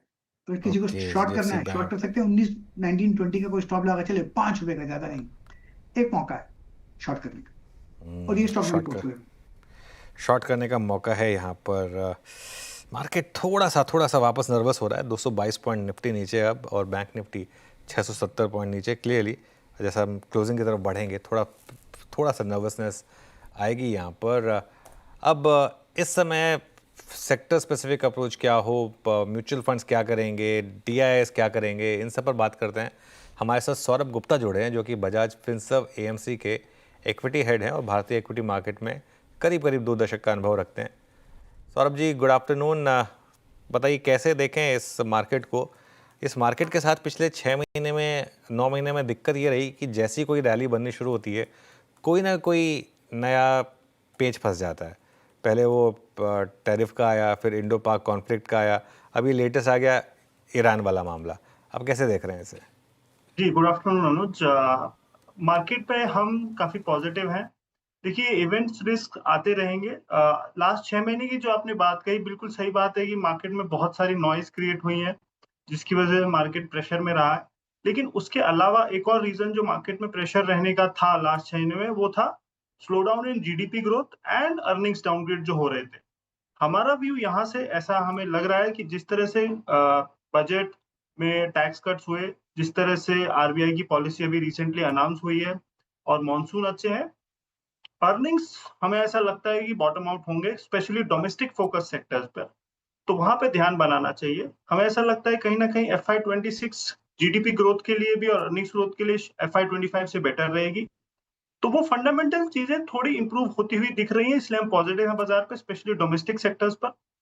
और ये जो नॉइस है, ईरान, इराक, मिडिल ईस्ट, ये सब चीजें आती रहेंगी, ये पहले भी आती रही हैं। लेकिन अगर अर्निंग अपग्रेड साइकिल में बॉटमिंग आउट दिख रहा है, तो ये सब अपॉर्चुनिटीज हैं अच्छे स्टॉक लेने के लिए।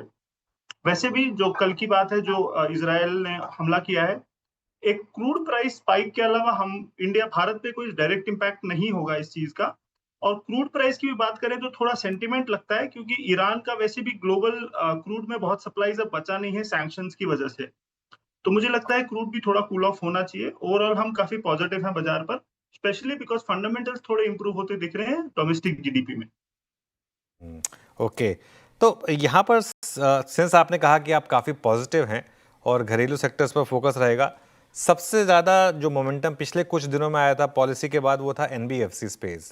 यहाँ पर आप पॉजिटिव हैं कि आज भी अगर आप देखें तो सेलेक्टेड एनबीएफसी जैसे कि मुथूट और मन्नापुरम लाइफ टाइम हाइपर, यहाँ पर आपका क्या व्यू होगा? देखिए, हम पॉजिटिव हैं एनबीएफसी पे। हम एक्चुअली उन्हीं सभी फाइनेंशियल्स पे पॉजिटिव हैं जिनका होलसेल फंडेड है, रिटेल फंडेड नहीं है, क्योंकि सिक्लिकली वो एक स्वीट स्पॉट पे है। स्पेशली ऐसी एनबीएफसी जो लेंडिंग फिक्स्ड रेट पर करती हैं और वो होलसेल बोरो ज्यादा करती हैं, वो एक्चुअली ये रेट कट साइकिल की वजह से स्वीट स्पॉट पे हैं। वैल्यूएशन उनके कंफर्टेबल है। इनफैक्ट अगर आप देखें 4-5 साल में ये एक सेक्टर है जिन्हें बहुत अच्छी तरह से इस तेजी में पार्टिसिपेट भी नहीं किया था। जबकि 2016-17 की वाली जो तेजी थी मिड कैप की और ब्रॉडर मार्केट की, उसमें NBFCs were the leaders in participating. तो चीजें इनके लिए ठीक हो रही हैं, एनपीए साइकिल ठीक है, और फिक्स्ड रेट बोरोइंग जो एनबीएफसीज करती हैं वो यहाँ से अच्छे ही करनी चाहिए, और हम पॉजिटिव हैं उस सेक्टर पर। Okay Saurabh ji, good afternoon. Shreya बात कर रहे हैं, आप एनबीएफसी स्पेस को लेकर पॉजिटिव हैं। डिफेंस स्पेस को लेकर मेरा सवाल है, जिस तरीके से यहाँ पे बाइंग हमें पिछले कुछ सत्रों में भी देखने को मिले, 1-2 सत्र आप छोड़ दें जहाँ पे थोड़ी मुनाफा वसूली थी, आज भी देखिए इन फ्लेवर में आया है, यहाँ पे खरीदारी होती हुई नजर आ रही है। डिफेंस स्पेस को लेकर आपकी राय क्या है? क्या आपने एक्सपोजर बढ़ाया है यहाँ पे? क्या रणनीति आप अपना रहे हैं? जी श्रेया, गुड आफ्टरनून। देखिए, डिफेंस पे हम भी पॉजिटिव हैं, पर हम थोड़े से सेलेक्टिव हैं। डिफेंस सेक्टर में देखिए, अगर आप बाइफरकेट करें प्राइवेट सेक्टर और पब्लिक सेक्टर, प्राइवेट सेक्टर अब, क्योंकि ये प्राइवेट सेक्टर के लिए एक नया इंडस्ट्री है, तो कंपनियां धीरे धीरे बन रही हैं, आ रही हैं। हमें थोड़ा केयरफुल होना पड़ेगा कि वो किस तरह का काम कर रही हैं। स्पेशली जब गवर्नमेंट कॉन्ट्रैक्ट्स मिलते हैं, प्रॉब्लम रेवेन्यू की नहीं होती, प्रॉब्लम वर्किंग कैपिटल की होती है कि सही समय पे कंपनियों को पैसा मिले सरकार से और उनके माइलस्टोन्स अचीव हों। तो वो एक चीज थोड़ा केयरफुल रहने की जरूरत रहती है डिफेंस में। तो ओवरऑल हम पॉजिटिव हैं, बट हम थोड़े केयरफुल हैं। जहां तक है पब्लिक सेक्टर कंपनीज की बात, वहां पे हम ऐसी कंपनीज पे फोकस कर रहे हैं जहां पर थोड़ा शॉर्ट साइकिल ऑर्डर्स हों बजाय लॉन्ग साइकिल ऑर्डर्स, क्योंकि लॉन्ग साइकिल ऑर्डर्स जैसे शिप बिल्डिंग वगैरह, जिनके 10-10 साल के ऑर्डर होते हैं, कई बार सरकारें बदल जाती हैं तो चीजें प्रॉब्लम में आ सकती हैं। शॉर्ट साइकिल वाले जो ऑर्डर्स होते हैं वो जल्दी एग्जीक्यूट होंगे, पैसे भी टाइम पे मिलते हैं। थोड़े केयरफुल होकर स्टॉक सिलेक्शन करने की जरूरत है, बट हाँ, थीम बहुत पावरफुल है ये डिफेंस की। ओके, सौरभ जी, डिफेंस को लेकर भी आप पॉजिटिव नजर आ रहे हैं। आईटी स्पेस पर राय क्या होगी? जिस तरीके से गिरते बाजार में भी ये डटकर खड़ा था, हालांकि अभी थोड़ा फ्लैट कारोबार कर रहा है। आईटी स्पेस पर अभी कैसे देख रहे हैं आप? चाहे, और अगर पॉजिटिव हैं तो कोई आपकी पसंदीदा स्टॉक्स इस पर्टिकुलर काउंटर में, स्पेस में इनफैक्ट? देखिए, आईटी पे हम पॉजिटिव अभी नहीं है। हमें ऐसा लगता है एक्सपोर्ट ओरिएंटेड बिजनेसेस पे थोड़ा संभल के चलना चाहिए, क्योंकि टैरिफ रिलेटेड नॉइज वापस क्रिएट हो सकती है, और जो भी ग्लोबल मैक्रो अनसर्टेनिटी है उनसे ये स्टॉक इम्पैक्ट हो सकते हैं। उनके जो क्लाइंट्स हैं वो इम्पैक्ट होंगे, तो ये भी इम्पैक्ट होंगे, चाहे डायरेक्ट इम्पैक्ट ना हो। तो हम बहुत पॉजिटिव नहीं है, हम अंडरवेट रन कर रहे हैं। और जहां तक स्टॉक की बात है, हमारे कंप्लायंस हमें अलाउ नहीं करते स्टॉक स्पेसिफिक पे बात करना, तो मैं आपको स्टॉक की चर्चा नहीं कर पाऊंगा आपसे। कोई बात नहीं सौरभ जी, एक और सवाल मेरा स्पेस कैपिटल मार्केट स्टॉक्स को लेकर है। अच्छी रैली इसमें भी देखने को मिली, हालांकि फिर मुनाफा वसूल यहाँ पे भी हावी होती हुई नजर आ रही है। एंजल वन, MCX सभी में थोड़ी गिरावट, लेकिन स्पेस पर अभी आपकी राय क्या है? क्या जो गिरावट आज देखने को मिल रही है एक अच्छा मौका है, खरीदारी करनी चाहिए, यहाँ पे हाथ लगाना चाहिए स्पेस को? जी हाँ, देखिए ये प्रॉक्सी है कैपिटल मार्केट्स अच्छा करने पे। हम क्योंकि चूंकि मार्केट पे थोड़े पॉजिटिव हैं तो इन स्टॉक्स में भी पॉजिटिव है। यहाँ पे बस एक ही बात है कि वैल्यूएशन कंफर्ट बहुत जल्दी से मिल नहीं रहा है। ये कुछ कंपनियां हैं जो थोड़ी महंगी लग रही हैं, तो इसमें वैल्यूएशन कंफर्ट के लिए शायद इंतजार करना पड़ेगा।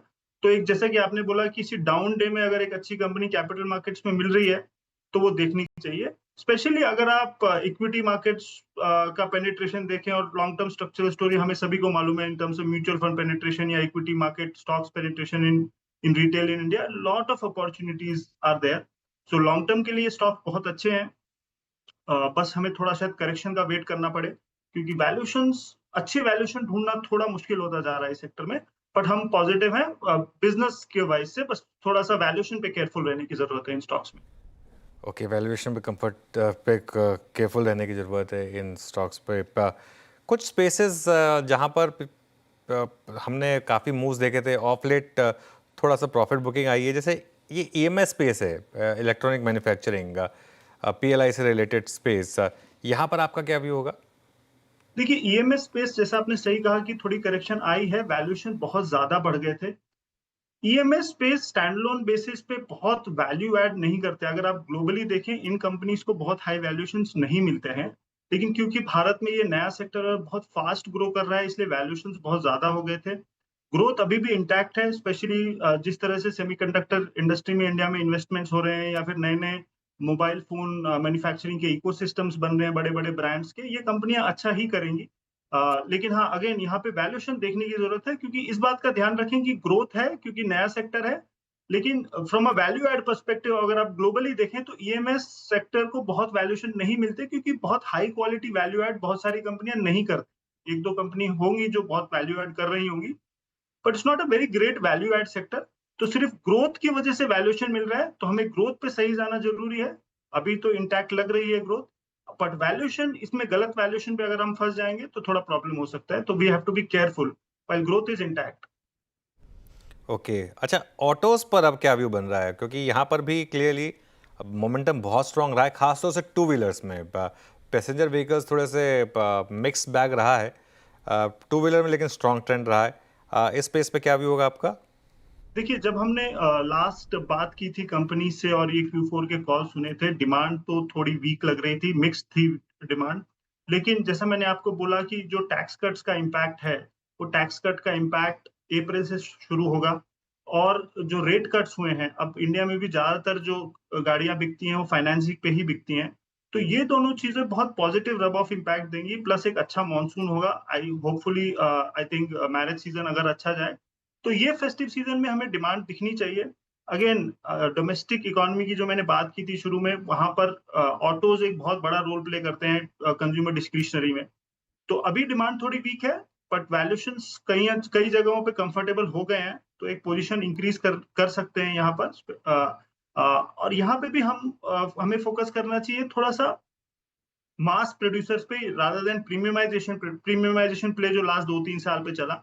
क्योंकि जिस तरह से मॉनसून है, जिस तरह से सोशल डोल आउट्स हो रहे हैं स्टेट गवर्नमेंट्स के, हमें ऐसा लगता है कि थोड़ा सा मास प्रोडक्ट्स थोड़े ज्यादा अच्छा करेंगे प्रीमियम प्रोडक्ट से, यहाँ से ऑन लो बेस। तो उस टाइप की कंपनियों पे थोड़ी नजर है ऑटोज में, और ओवरऑल चीजें यहाँ से इंप्रूव होनी चाहिए ऑटो के लिए। ओके, यहाँ पे एक ऑटो सेक्टर पर रहा है। लेकिन सौरभ जी, जिस तरीके से आप देखें, गोल्ड के दामों में हमें कीमतों में इजाफा देखने को मिला, 1 लाख के पार चला गया है। ऐसे में पोर्टफोलियो थोड़ा डाइवर्सिफाई किया जाए क्या? देखिए, gold is an insurance of anything going wrong in the world. और जिस तरह से चीजें हो रही है लास्ट 5-6 महीने में, और अनुज ने शुरू में जिस तरह से बताया कि चीजें बड़ी अनयूजुअल हुई हैं, पहलगाम हो गया या फिर टैरिफ के अनाउंसमेंट्स हो गए, और जिस तरह से डाइवर्जेंस है US 10 ईयर में और US डॉलर की वैल्यू में, शायद गोल्ड इंटरनेशनल लेवल पे ठीक करे। तो थोड़ा एलोकेशन गोल्ड में होना चाहिए, हमें ऐसा लगता है। तो थोड़ा गोल्ड आप रखें तो बेटर होगा। It's an insurance again many things going wrong, and जिस तरह से 2 या 3 वॉर चल रहे हैं, वो चीजें होती जा रही हैं थोड़ी, तो आई थिंक थोड़ा गोल्ड रखना सेंस बनता है इस समय। वाइल लास्ट 3 महीने 4 महीने बहुत तेज स्पाइक आया है, तो मैं इस बात को बिल्कुल दरकिनार नहीं करूंगा कि एक थोड़ा करेक्शन आ सकता है गोल्ड में। हमने भी हमारे एक फंड में गोल्ड था जिसको हमने थोड़ा ट्रिम करके सिल्वर पे मूव किया, बिकॉज गोल्ड सिल्वर रेशियो थोड़ा स्क्यू हो गया था। But overall medium to long term gold portfolio में एक मस्ट है जो थोड़ा होना ही चाहिए। ओके, तो गोल्ड पोर्टफोलियो में थोड़ा होना ही चाहिए। शुक्रिया सौरभ जी, आज हमारे साथ जुड़ने के लिए, तमाम सवालों के इतने डिटेल तरीके से जवाब देने के लिए बहुत शुक्रिया आपके समय के लिए। अब क्लोजिंग की तरफ बढ़ रहे हैं और लास्ट मिनटों में देखिए कितनी वोलेटिलिटी, एकदम से नीचे गया 223 अंकों से ज़्यादा की गिरावट, अब वहाँ से थोड़ा सा माइनर रिकवर होकर 170 अंकों की गिरावट के साथ 24,720 के लेवल पर आप देखें निफ्टी क्लोज होने की तैयारी कर रहा है। बैंक निफ्टी की भी स्थिति वही। अब क्या करना चाहिए यहाँ पे, सोमवार के लिए स्ट्रैटेजी क्या होगी? देखिए, एक स्ट्रैटेजी तो ये होगी कि आप 2 पर्ची बनाएं, बाय और सेल की, और उनमें से एक पिक कर लें, या फिर आप जोक्स अपार्ट। देखिए, दिक्कत क्या है कि जोक करना भी आजकल थोड़ा मुश्किल हो गया है ना, तो लेकिन देखिए, बेहतर स्ट्रैटेजी ये रहेगी कि आप कोई पोजीशन ना लेकर जाएं। यहाँ पे सिर्फ ओवरनाइट की बात नहीं है, पूरे वीकेंड की बात है। 3 दिन के इसमें क्या निकल कर आएगा, क्या नहीं निकल कर आएगा, ये किसी को नहीं पता। तो इस चीज़ को लेकर मुझे लग रहा है कि अभी भी आप थोड़ा सा केयरफुल ही रहें। और क्या हो जाएगा वीकेंड पे, क्या होगा, ईरान एस्केलेट करेगा या नहीं करेगा, हो सकता ना हो एस्केलेशन, ये भी पॉसिबल है कि एस्केलेशन ना हो, मंडे मॉर्निंग हम आए, क्रूड 71 पर हो, गिफ्ट निफ्टी 200 पॉइंट ऊपर हो, ये भी पॉसिबल है। लेकिन ईरान ने एस्केलेट कर दिया, क्रूड 82 पहुंच गया, मान लीजिए यूएस डाउन हुआ, गिफ्ट निफ्टी 150-200 नीचे हो, 400 नीचे हो, हु नोज, किसी को नहीं पता। आके देख लीजिए क्या होगा। जरूरत होना कि गैप अप या गैप डाउन कैप्चर ही करना है, उसके बाद मूव लेंगे। पोजिशनली मार्केट में कोई ट्रेड नहीं है, हम पोजिशनल वाली एग्जिट हो चुकी है, अब नई पोजीशन के लिए वेट करेंगे। और for now without any position इस वीकेंड में जाएंगे। चलिए अब यतिन के पास चलते हैं और डीलिंग रूम से क्या फीडबैक मिल रहा है। Yatin, good afternoon. Good afternoon. ऐसा कोई पैनिक डीलिंग रूम्स में नहीं देखने को मिल रहा है। इनफैक्ट 2 स्टॉक्स जो आज वो खरीदारी के लिए रेकमेंड कर रहे हैं, उनमें सबसे पहले है आईसीआईसीआई लोम्बार्ड, और ये इंश्योरेंस कंपनी के शेयर्स में आज सुबह से ही खरीदारी दिख रही है। इनफैक्ट लोअर लेवल से शेयर्स में आपने 3-4% का उछाल भी देखा है, और डीलर्स को अभी भी लगता है 1950-1975 तक के टारगेट्स आपको मंडे को देखने को मिल सकते हैं, इसीलिए वो यहाँ बीटीएसटी की एडवाइस दे रहे हैं। ओपन इंटरेस्ट भी 2% बढ़ा है और फ्रेश बाइंग यहाँ देखने को मिल रही है। इसके अलावा मन्नापुरम की बात करें तो ये भी एक काउंटर है जिसमें पिछले 1 घंटे से कंटिन्यूस बाइंग चल रही है, फंड बाइंग भी है, एचएनआई बाइंग भी है, और इसीलिए डीलर्स यहाँ भी बीटीएसटी की स्ट्रैटेजी सुझा रहे हैं 285 के पहले लक्ष्य के लिए। ओके, आईसीआईसीआई लोम्बार्ड और मन्नापुरम फाइनेंस यहाँ पे खरीदारी की राय। बहुत शुक्रिया यतिन जी तमाम जानकारी के लिए। अब बीटीएसटी एसटीबीटी ट्रेड्स लेते हैं और शुरुआत करते हैं अमित सेठ जी से। अमित सेठ जी, गुड इवनिंग, बताइए क्या कैरी कर रहे हैं बीटीएसटी एसटीबीटी? जी श्रेया जी, बीटीएसटी रहेगा।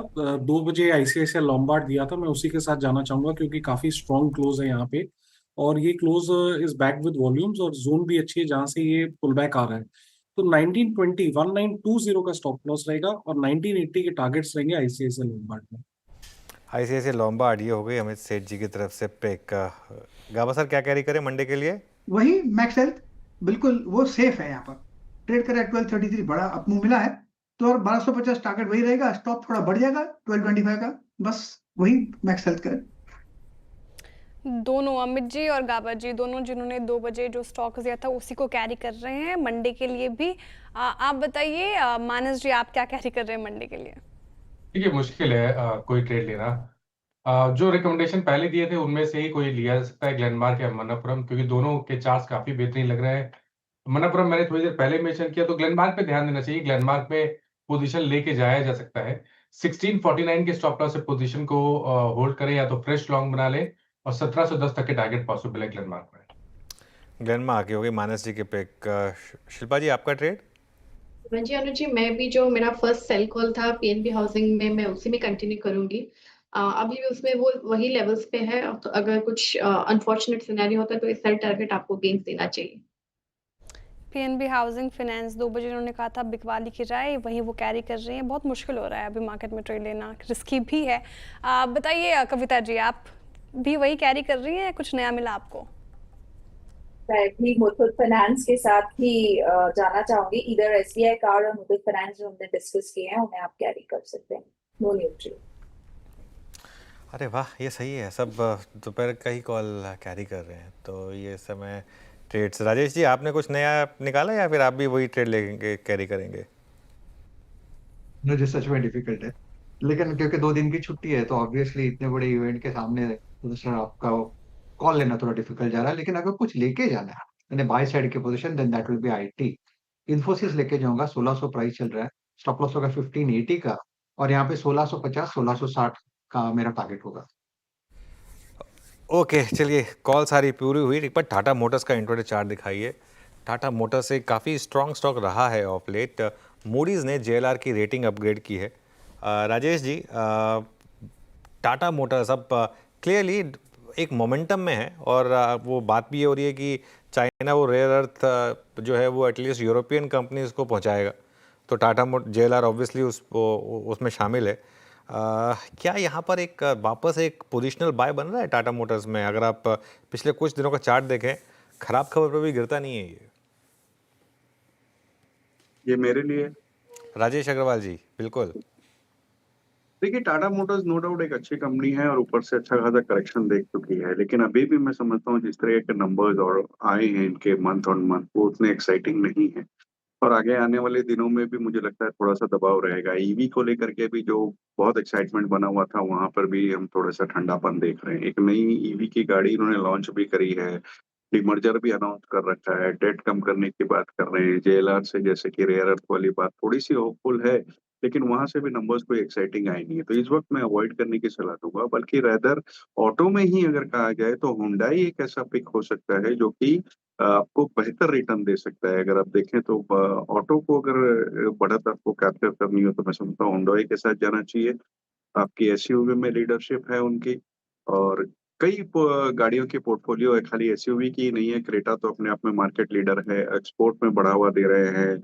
उन्होंने जनरल मोटर्स का तालेगांव वाला प्लांट लिया, जहाँ की 8 लाख की कैपेसिटी से अब वो करीब करीब 11.25 लाख तक की कैपेसिटी FY29 तक कर लेंगे। और सबसे अच्छी बात है कि 32,500 करोड़ का वो एक्सपेंशन कर रहे हैं, जो टोटली इंटरनल एक्यूरल से होगा।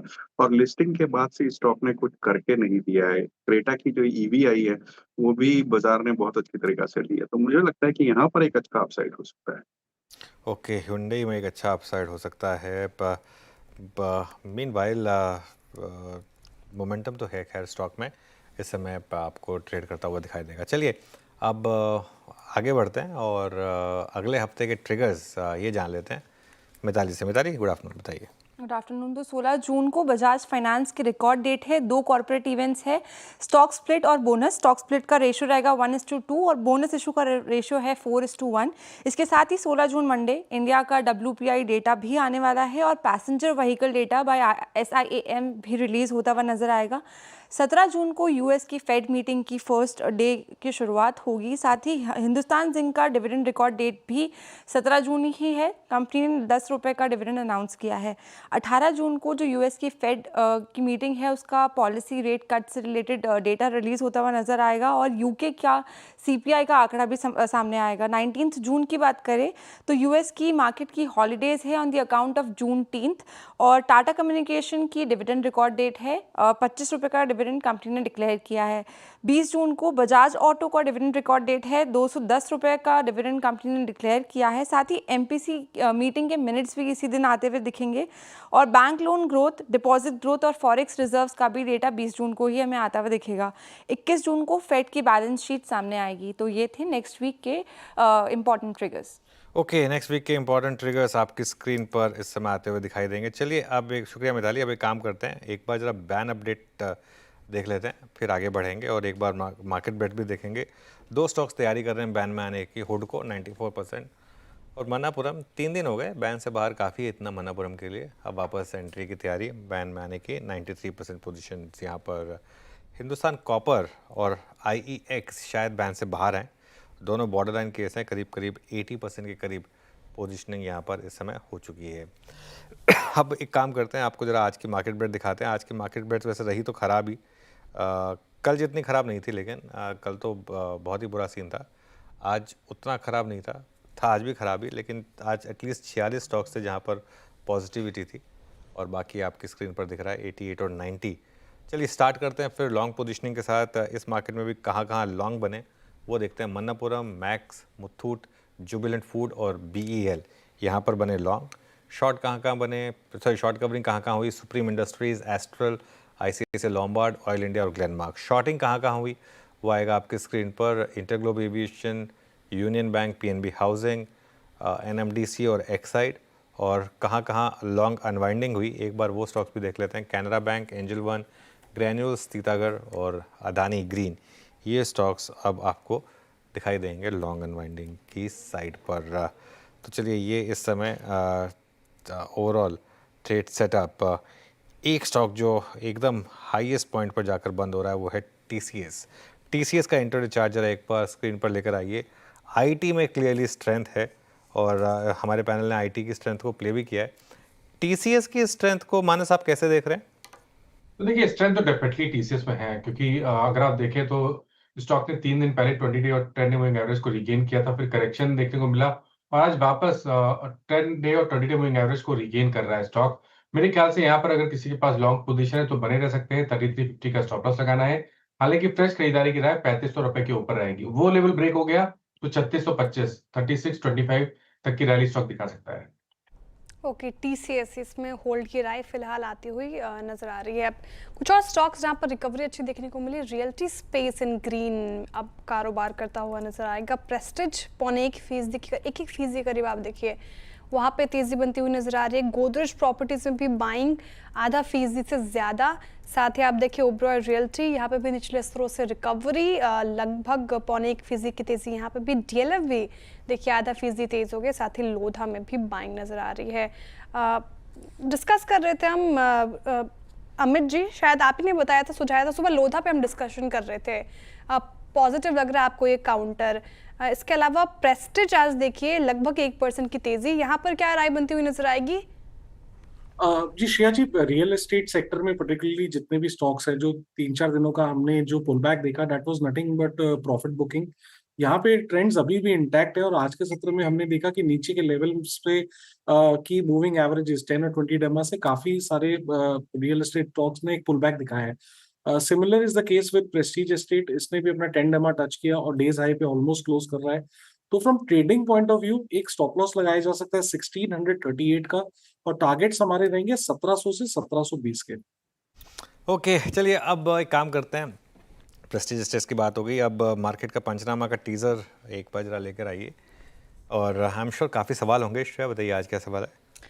सवाल रोहित श्रीवास्तव जी जो हम डिस्कस भी करते हैं सुप्रीम इंडस्ट्रीज पे पूछ रहे हैं। इनकी जो खरीद है वो 4401 की है।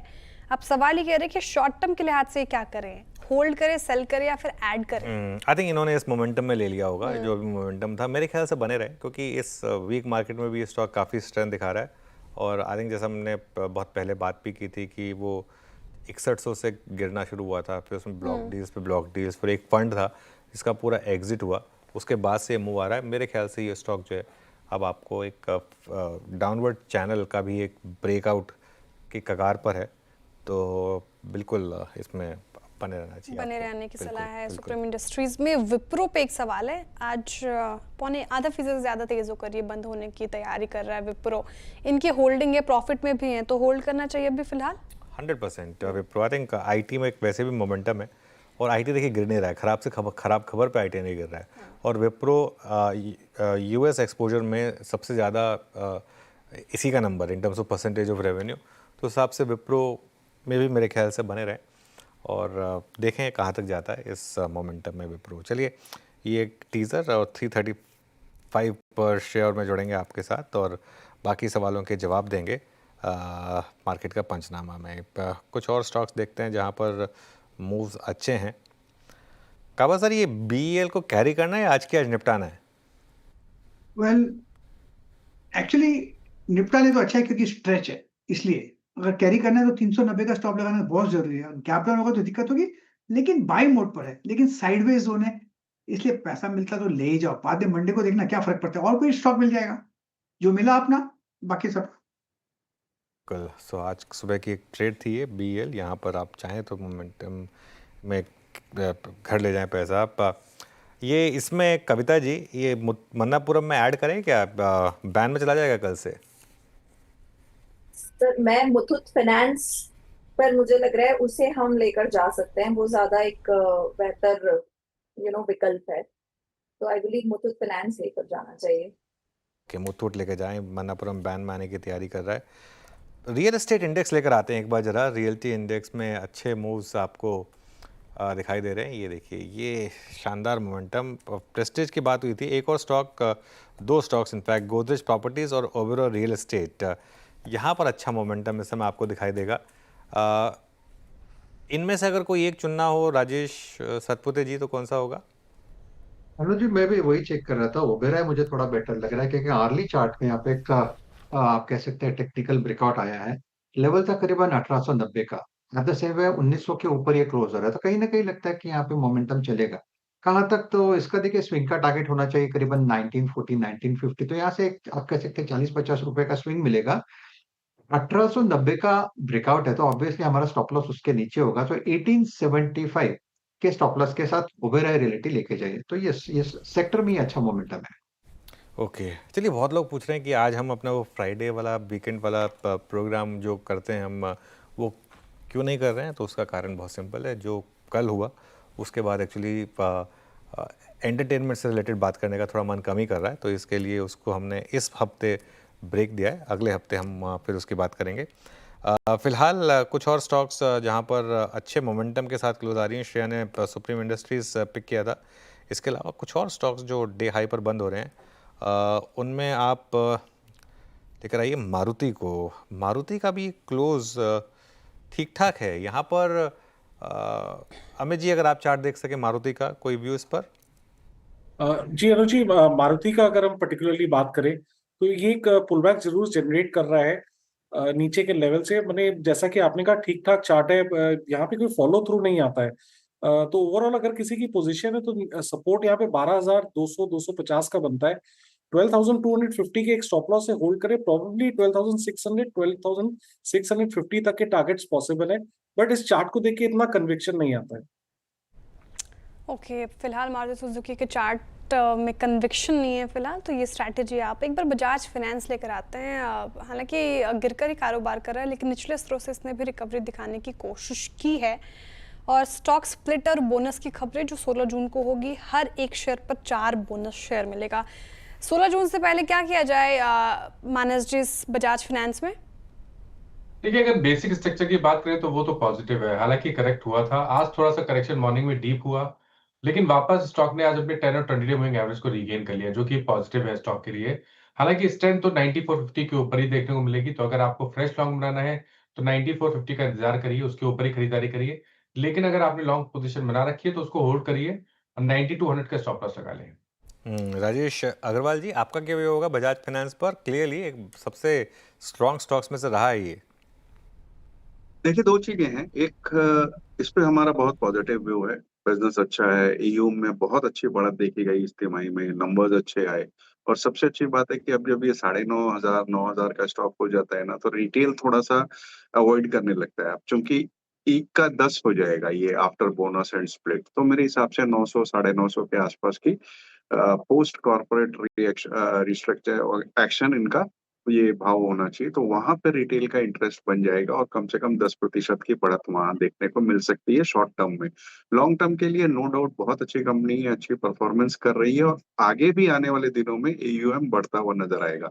बट हमारी पर्सनल पसंद इसमें बजाज फिनसर्व रहती है, क्योंकि एक तो बजाज फिनसर्व को अगर आप देखें तो बजाज फाइनेंस की होल्डिंग कंपनी है, उसके अलावा उनके इंश्योरेंस के दोनों वेंचर्स की होल्डिंग कंपनी है जहां इंश्योरेंस के आंकड़े अच्छे आए। दूसरे एएमसी उन्होंने लॉन्च कर दी, हाउसिंग फाइनेंस में अच्छा खासा काम चल रहा है। और होल्डिंग कंपनी के अलावा उनका खुद का जो बिजनेस है उनमें भी एनआईएम्स जो है बहुत शानदार आए। तो वहां हम समझते हैं कि एक सेफ बेट हो सकता है, जो कि क्योंकि होल्डिंग कंपनी डिस्काउंट बना हुआ है तो थोड़ा सी अपसाइड वहां ज्यादा बन सकती है और डाउनसाइड थोड़ा सा लिमिटेड हो सकता है। ओके, बजाज फिनसर्व ज़्यादा पसंद है राजेश अग्रवाल जी को। बजाज फाइनेंस एक और स्टॉक जो गिरते बाजार में ठीक ठाक इसने रिटर्न दिए हैं। 2% आज ऊपर एस्ट्रल 1528 के लेवल पर क्लोज होने की तैयारी करता हुआ नजर आएगा आपको। और ये देखिए इसने एक महीने में भी अच्छे रिटर्न दिए हैं, 13% से ज़्यादा, इनफैक्ट 14% के करीब रिटर्न एस्ट्रल में देखने को मिले हैं।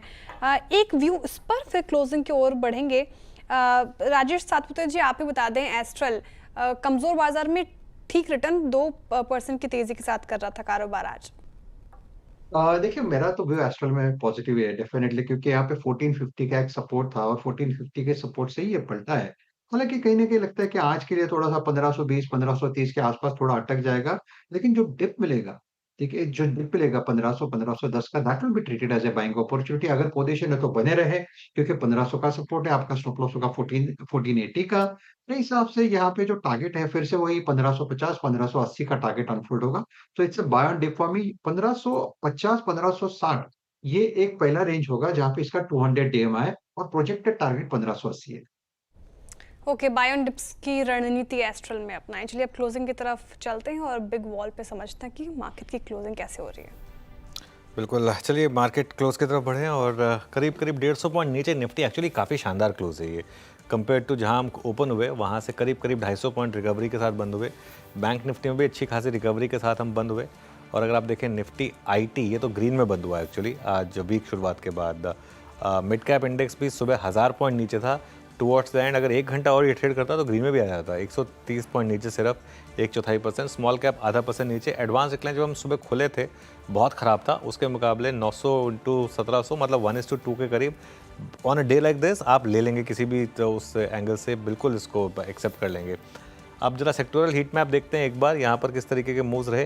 देखिए इंडिया विक्स सुबह 16 के ऊपर था, 15 के आसपास बंद हुआ, तो ये भी ठीक ठाक रहा। डिफेंस क्लियरली आज का सबसे स्ट्रॉन्ग पैक था, करीब 2.25% की रैली डिफेंस में हुई। रियल एस्टेट में टुवर्ड्स द एंड अच्छी रैली हुई। आईटी ऊपर था, कैपिटल गुड्स ऊपर था। वीकनेस कहाँ थी? ऑब्वियसली बैंकों में वीकनेस थी, पीएसयू बैंकों में वीकनेस थी, मेटल्स में वीकनेस थी, एफएमसीजी में वीकनेस थी और ऑयल एंड गैस, ये कुछ सेक्टर्स थे जहाँ पर आज वीकनेस थी। निफ्टी का हीट मैप लेकर आइए जरा आप। सबसे ऊपर आपको दिखाई देगा बीईएल डिफेंस का stock, ONGC, tech Mahindra, Wipro, TCS और सिप्ला, यहाँ पर थोड़ी सी बाइंग रही। नीचे जो स्टॉक्स थे उनमें अदानी पोर्ट सबसे ऊपर, उसके बाद ITC, SBI, Hindalco, Adani enterprises, HDFC bank, IndusInd bank, Kotak bank, तो कुछ selected private banks, Reliance industries, ये कुछ स्टॉक्स थे। इटर्नल जहाँ पर आज आपको थोड़ी सी वीकनेस देखने को मिली, लेकिन ओवरऑल ये कहना होगा कि मार्केट का आज का दिन एक्चुअली किसी भी एंगल से खराब नहीं माना जाएगा। खराब नहीं माना जाएगा और निचले स्तरों से ठीक ठाक रिकवरी दिखाकर ये मार्केट क्लोज होने की तरफ क्लोज हुआ है और स्टॉक स्पेसिफिक मूवमेंट भी स्ट्रॉन्ग थे। अब वीकेंड और सैटरडे संडे कैसी खबरें आती है उस पर बाजार रिएक्ट करेगा। फिलहाल इस शो से इतना ही। हैप्पी वीकेंड आप सभी को। अब सीधी मुलाकात होगी सोमवार को मॉर्निंग पैनल में, तब तक के लिए आप देखते रहिए CNBC आवाज़।